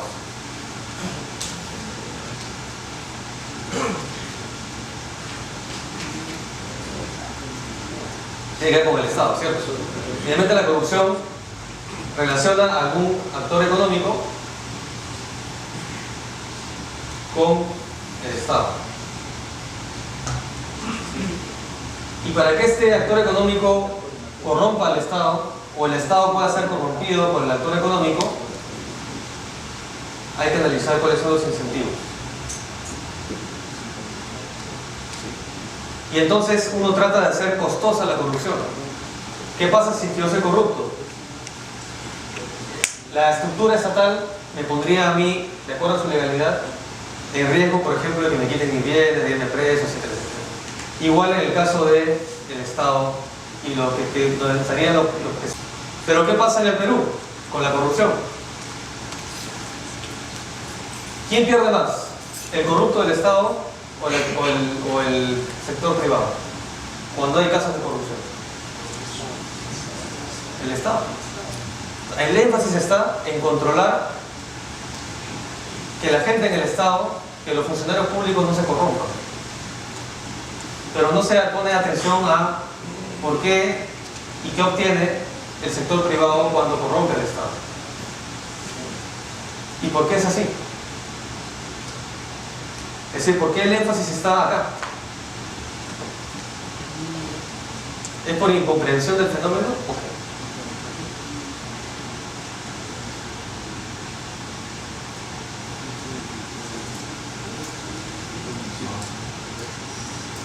O sea, por ejemplo, recordamos muy bien el caso de los petroautos. ¿Sí se acuerdan ustedes? Sí. Pero sobre todo pensando en el gobierno de Alan García, en el Castillo, en Rómulo León. Pero ¿cuántos recuerdan así, con detalle, quiénes eran los que estaban corrompiendo ahí? ¿Cómo se llamaba la empresa petrolera?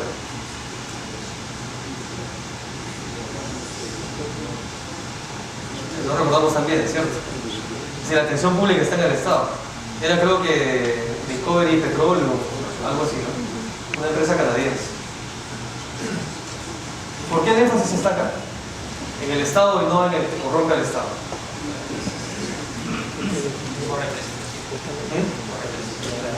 ¿Por representación en qué sentido? Bueno, claro, la masa.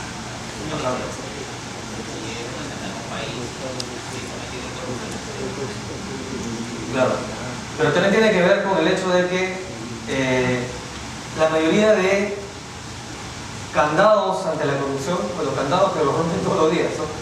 Pero digamos, los dispositivos normativos contra la corrupción están concentrados para controlar al Estado y no al privado, en buena cuenta, porque aquí hay una cuestión de poder. Y la institucionalidad que construye este Estado se construye en el marco de las relaciones de poder, y aquí nos vinculamos un poco a lo que podríamos decir desde la ciencia política, a las relaciones de poder en la cual está situado este Estado y es el privado, donde ese sector privado tiene mucha fuerza. Entonces la construcción permanente de legislación se hace en función de quienes tienen más poder en esa estructura de poder, y este sector privado es muy poderoso. Económicamente incluso podríamos decir, ya no desde la lógica solamente de incentivos, podríamos decir que este actor privado que representa sobre todo al capital y a los grandes capitales tiene una permanente búsqueda de lucro, ¿sí? Y el Estado representa no solamente un actor económico más, sino la posibilidad de obtener recursos de manera rápida y de manera millonaria.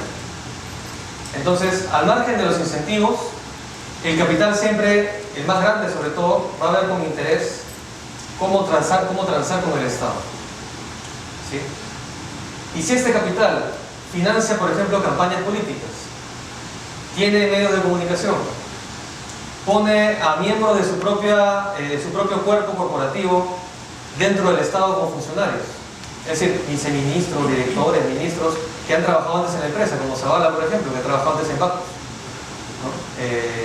Y un viceministro de Trabajo, creo que ha trabajado antes en Marsa, que es una empresa minera que votó hace poco un montón de trabajadores de manera arbitraria y perdió el juicio porque el viceministro tenía fuerza.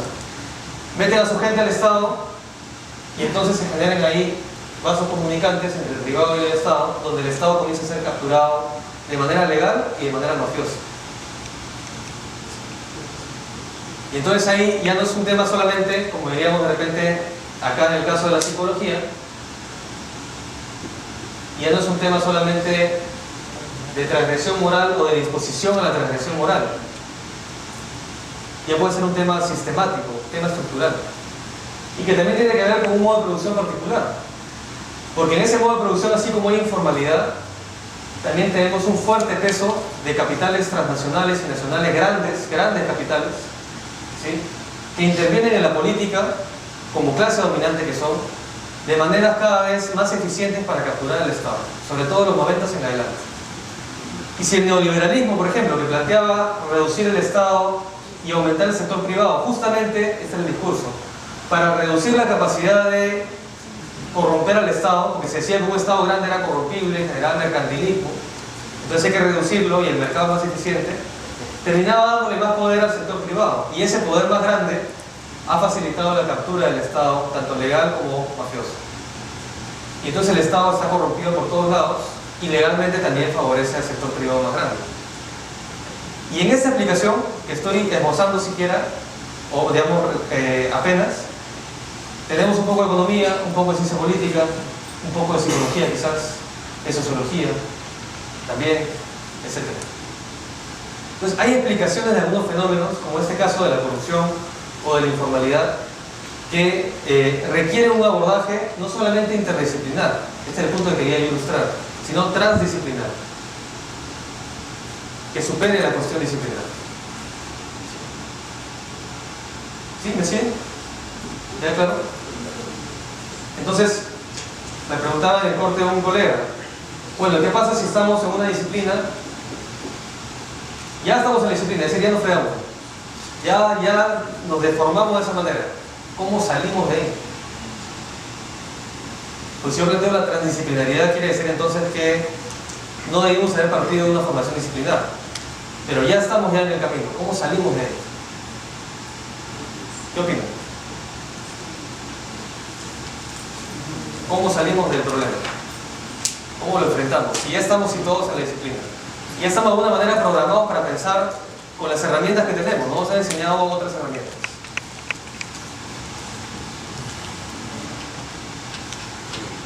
¿Cómo salimos? Ya no hay nada que hacer ya. Hay que apostar a las nuevas generaciones nada más. No, sí hay salida, creo. Tampoco tengo como modelo de verdad. Y la salida quiero relacionarla con el último punto que les prometí en la exposición, que es la cuestión de la formación. Y creo que la salida está en entrenarnos en desarrollar determinado razonamiento. ¿Sí? Y ahí la apuesta marxista es bastante útil, pero no como para decir hay que elegir ser marxista. A buena hora, si fuera así. Pero no necesariamente. Sino que el razonamiento marxista puede ser útil para tratar de ir superando las propias divisiones disciplinares y los límites disciplinares que han de alguna manera parcelado nuestro entendimiento de la realidad. Y este razonamiento lo podríamos resumir, aunque ahí la discusión es bastante amplia, pero voy a resumirlo de la manera que sigue, como buscar cadenas de implicación o de implicaciones. ¿Qué diablos es esto? Se preguntarán. Muy sencillo, lo que hemos venido haciendo hace rato. Es preguntarnos qué debe cumplirse para que tal cuestión de la realidad sea real. ¿Qué debe cumplirse para que este plumón esté aquí? Tiene que haber sido producido, y concretamente, es decir, haberse producido la tapa, la tinta, detrás de eso alguna otra cosa. Quizás más en el plano cultural debe haberse necesitado algún elemento de exposición para poder sacar adelante este tipo de reuniones.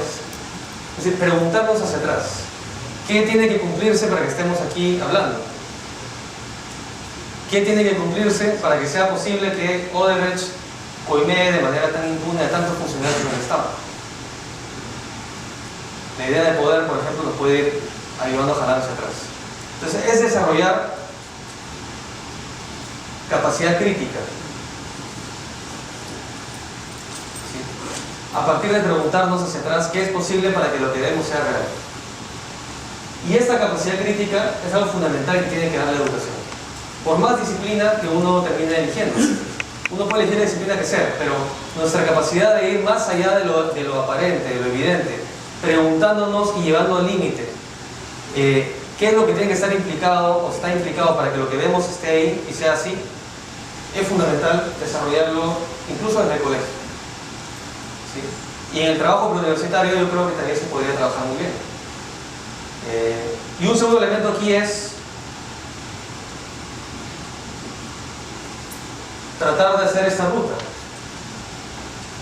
como ejercicio, que es ir de la práctica a la teoría.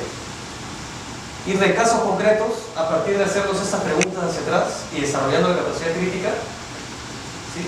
Poco a poco construyendo planteamientos teóricos. Sentarnos nosotros mismos o con los estudiantes y poner un caso. Es decir, ya, olvídense de que si esto es ciencia política, economía, filosofía, química, física, lo que fuera. Tratemos de entender, plantear un problema. Y del propio caso práctico, ir haciendo esta cadena hacia atrás y entrenando un razonamiento para ir a la realidad vista como localidad. Y eso se puede hacer, o sea, concretamente, talleres prácticos, casos de la coyuntura, de la vida real, etc. Para ir superando esas divisiones disciplinares y desarrollar esa capacidad crítica.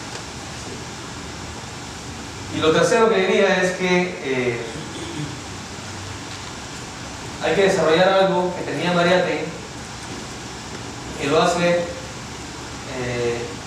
un autor especial, que es sensibilidad artística.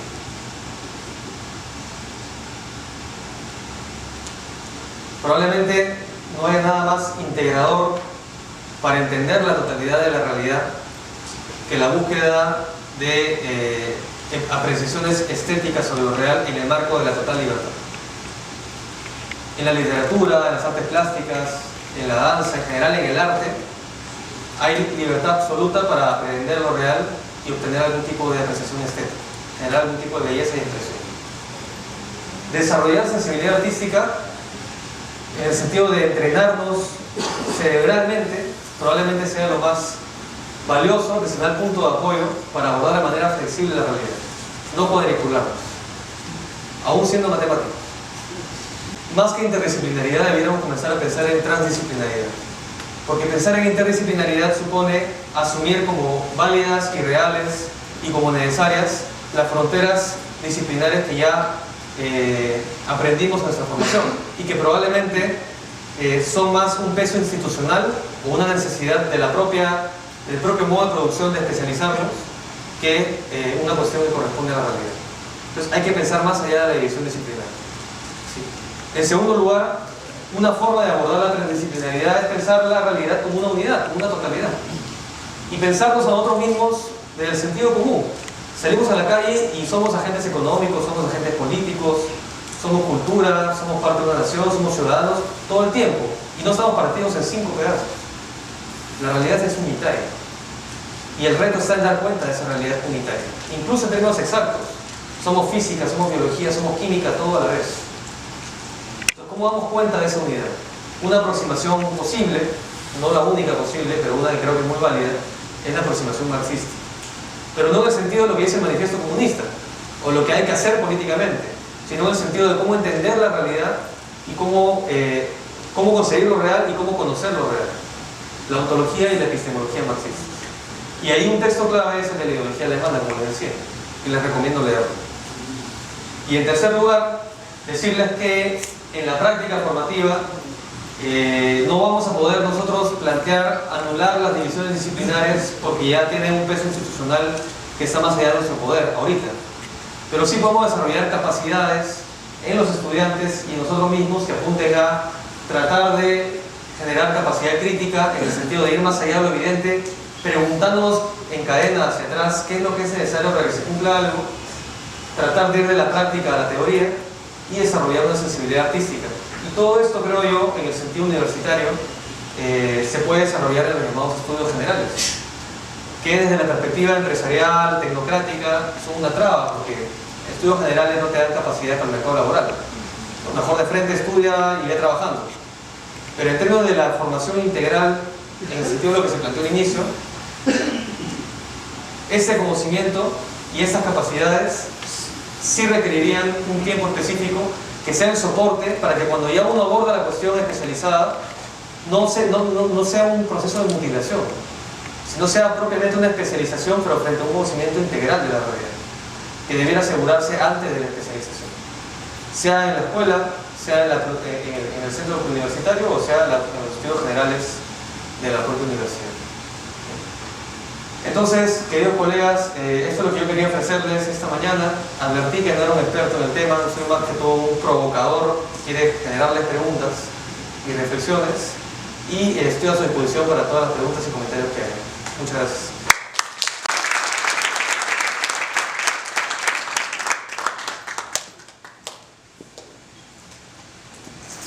Escuchando al profesor Omar Cabero.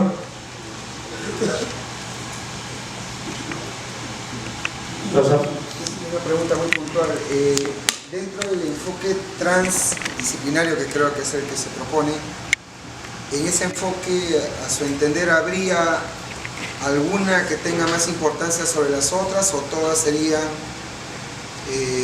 igual de válidas o igual de importantes? ¿O hay una que... Claro, no quise utilizar la palabra porque creo que, como explicaste, ya eso implica una fragmentación, ¿no? Pero en ese enfoque, o en esos diversos enfoques, ¿habría uno que pese más sobre el otro? Bueno, todo depende de cómo se evalúe. A priori no se puede plantear, creo yo, jerarquía, pero si la pregunta va por el lado de cuál disciplina nos permite o nos da más herramientas para poder salir de la división disciplinar y pensar la totalidad, yo diría que hay dos en particular que tienen las herramientas y debiera desarrollarlas. Una es la filosofía, que creo que en su discusión más sobre el ser, justamente está obligada a pensar la totalidad, y quizás por eso es que también es la disciplina que tiene más problemas en el mercado laboral. Porque bueno, ¿qué usos económicos tiene la filosofía? Hay un peso ahí por el lado del modo de producción que hace que se vayan asfixiando ese tipo de disciplinas, por una parte. Y otra creo que es la sociología. Y es la forma de verle lo bueno a lo que aparentemente es malo. Su propia crisis identitaria es su principal carta de trabajo para poder salir de la división disciplinar. ¿Sí? Yo soy sociólogo y creo que la sociología me ha ayudado muchísimo para que al momento de estudiar economía, porque también estudio economía, no caiga yo en los problemas que tienen los economistas para entender la realidad cuando se sale un poquito del mercado. Yo tengo amigos economistas capaces, sumamente buenos, pero incapacitados también para ver un poquito más allá de lo económico. Les cuesta, no tienen las herramientas. Fueron entrenados de una manera, en ver solamente de la manera neoclásica, además, la cuestión económica. La sociología me permite meterme en la economía, en la política, en el campo de la antropología, y entrar incluso hasta discusiones más de corte filosófico, como la cuestión de los paradigmas. Entonces, sí, puede haber algunas disciplinas que tienen esas herramientas, pero eso no las hace mejores o peores, simplemente les da la capacidad como para desde ahí plantear quizás puntos de acercamiento a las otras disciplinas y pensar la cuestión de la transdisciplinaridad. Perdón, ustedes filósofos. En Finlandia escuché que se iban a eliminar las asignaturas en las escuelas básicas.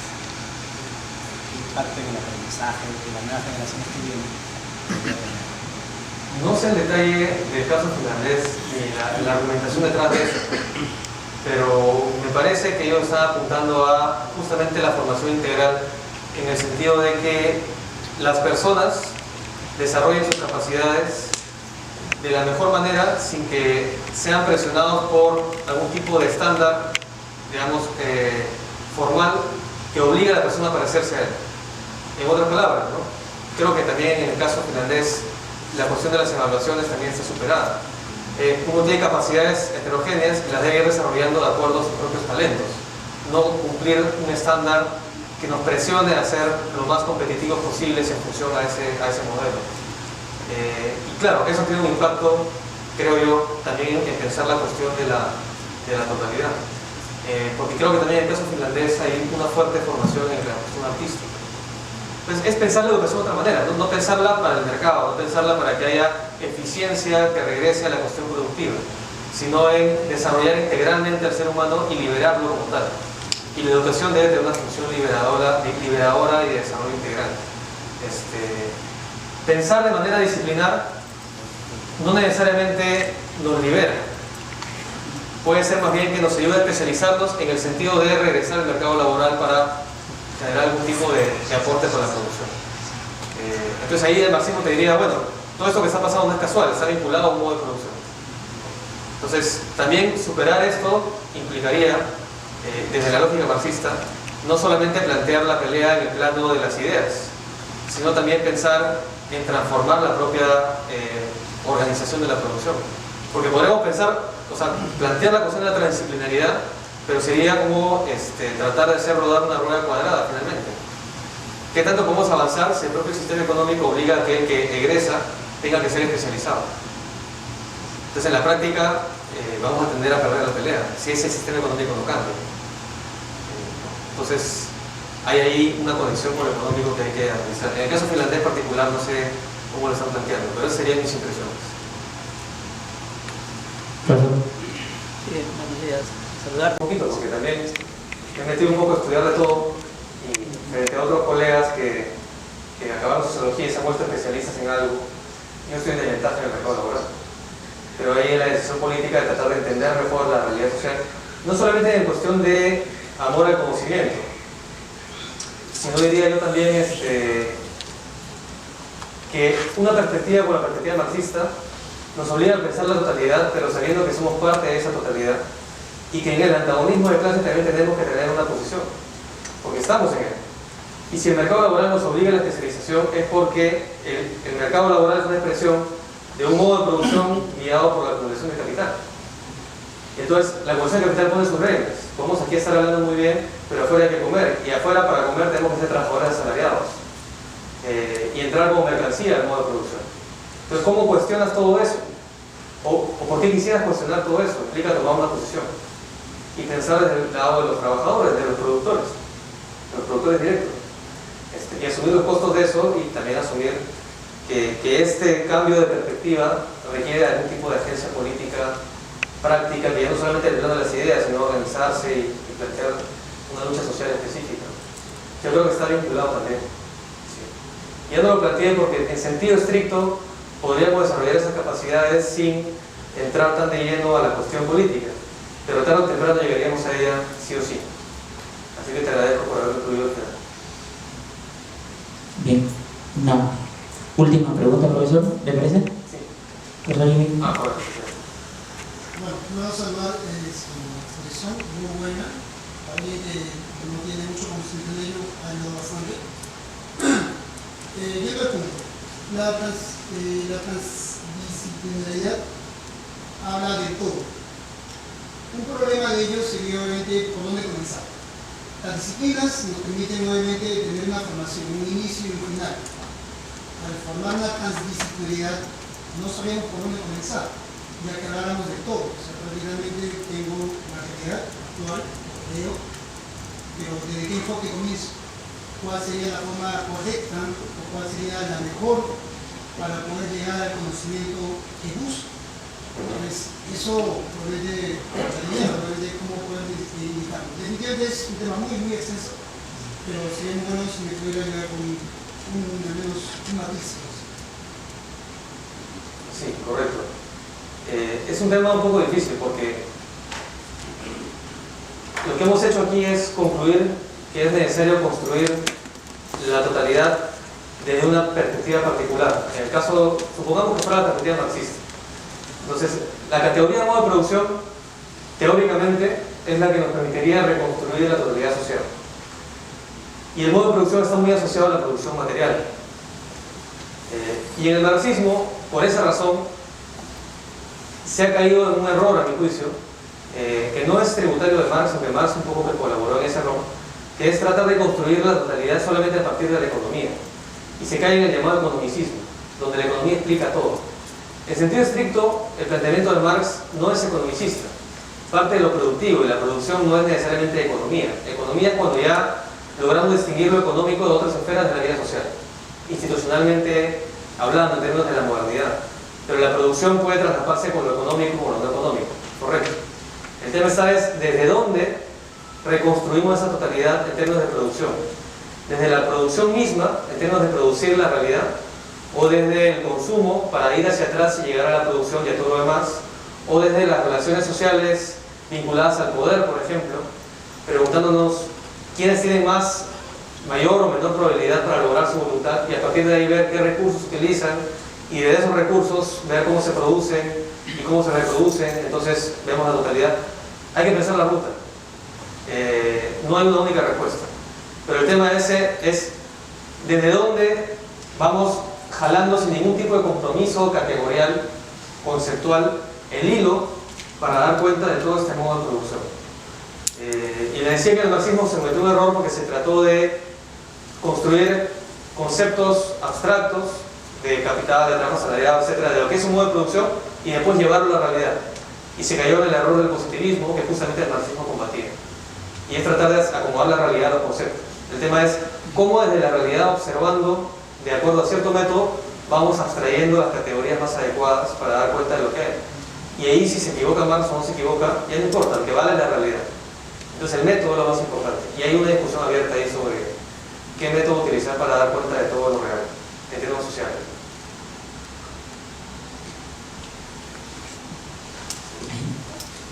No sé, hace rato estaba que quería preguntar a la compañera. Bueno. Gracias. Una pregunta muy puntual. También saludar la ponencia de entiendo que hay carreras como la economía, la biología, la química, etcétera, que tienen que especializarse por la misma naturaleza de la complejidad que ambas diversas carreras implican. Pero en el caso del docente, por ejemplo, yo soy profesora de educación y he tenido que aprender educación en ciencias sociales. He tenido que aprender una variedad pues, de ciencias, historia, por ahí geografía, economía, porque justamente cuando voy al aula, mi formación no puede solamente ir apuntando a un solo objetivo, sino tiene que estar encaminada a varias ramas, ya que los alumnos asumen que si eres docente en ciencias sociales, tienes que tener un conocimiento global. Entonces la cuestión es, entiendo, como te digo, que hay carreras que entiendo que tienen una especialización, pero en el caso del docente no estamos en la obligación de tener una formación más integral. Sí, completamente de acuerdo. Completamente de acuerdo. No tendría más que añadir que compartir contigo lo que has planteado. Y en particular porque, en efecto, lograr que la educación sea liberadora e integradora supone que el educador tenga también las capacidades como para poder ver esa totalidad y esa integración. Entonces sí, cuando me preguntaron por las disciplinas que pueden tener mayores capacidades para plantear la transdisciplinaridad, yo dije la sociología y la filosofía, pero debería de haber mencionado también a la educación, que creo que incluso hasta más que las otras dos es la que está en la obligación incluso, ¿no? de plantearse la cuestión transdisciplinaria. Sí, de acuerdo. José López, concreto.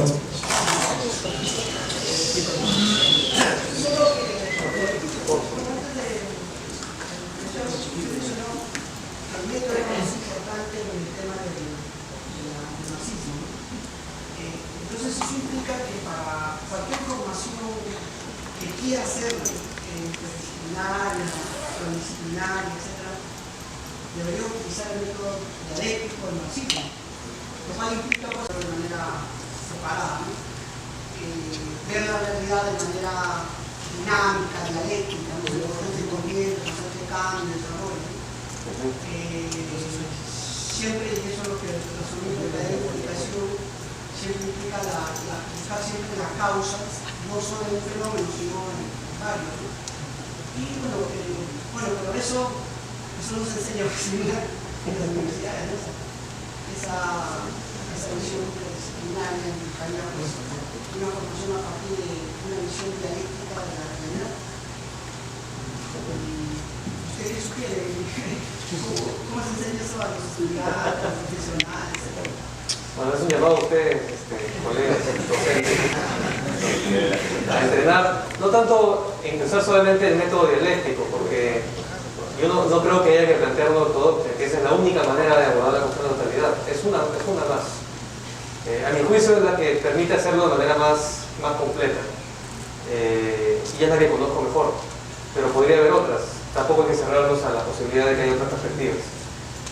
Pero digamos, desarrollar este método supondría, irse formando en su uso y tratar de generar esas capacidades en la plana docente para que después se desarrollen los estudiantes, pero no en el sentido, y ahí insisto yo en la cuestión del método y no tanto en las categorías, en tratar de hacer en la lógica bien así dogmática del viejo marxismo el ABC de lo que hay que aprender, ¿no? Ya, este es capital, la proletariado es capital, este es burguesía, ya, proletariado. Y el proletariado siempre se enfrenta a la burguesía, no hay posibilidad de conciliación y hay que apostar a la revolución proletaria. Ya, y el estudiante repite, ¿no? Y habla igual en su asamblea. No hemos formado ninguna capacidad, no hemos formado para que nos proletarie cosas. La capacidad está en esto, en la capacidad crítica, incluso frente al mismo marxismo. Y decir, está bien, estas categorías nos pueden servir, pero al desarrollar este método, la propia realidad debe ser la que mande. Y puedo volver a la categoría y verla de una manera distinta, o puedo decir, esta categoría no me sirve. Pero el estudiante tiene que tener la capacidad de crear y de enfrentarse a la realidad, transformándola cognitivamente, pero transformándola también prácticamente.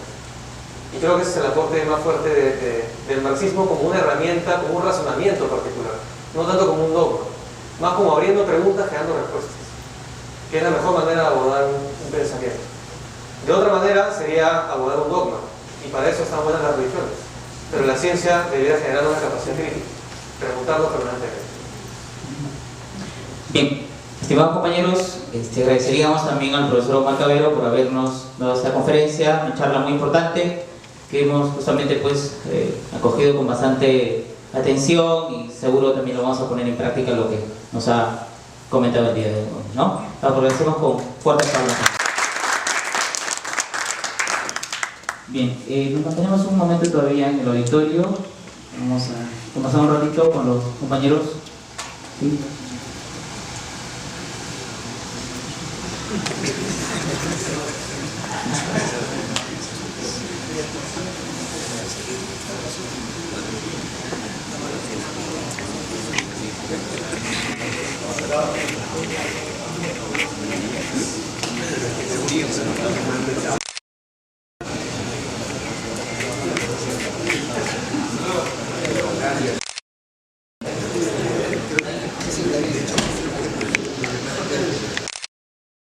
Bien, producto el profesor Omar Cavero nos había planteado, ¿no?, el objetivo en todo caso de nuestra reunión.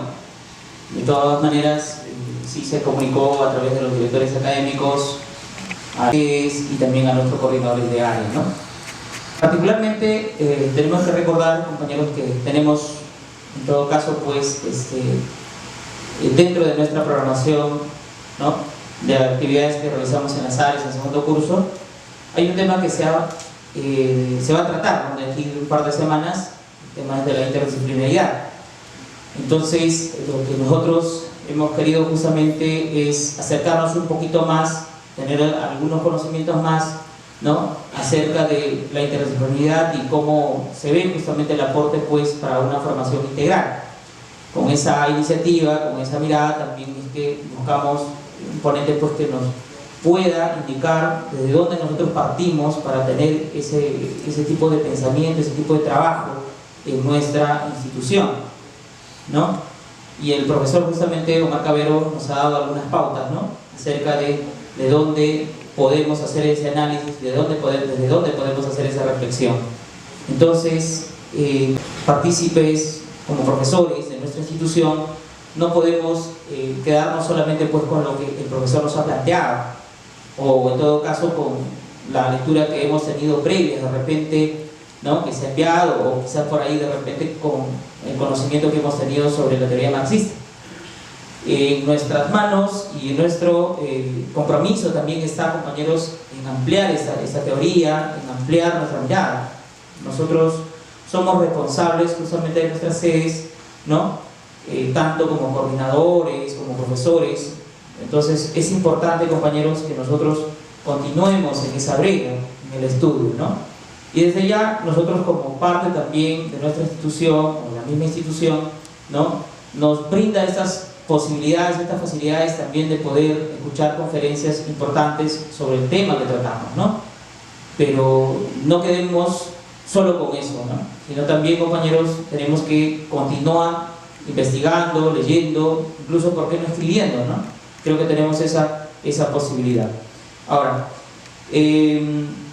después justamente de esta charla, también la dirección académica, en conjunto con la subdirección académica central, vamos a elaborar también un esquema de trabajo que se va a realizar, ¿no?, en nuestras áreas, como les comentaba, para el 6 de febrero, si mal no recuerdo, ¿no?, está programado.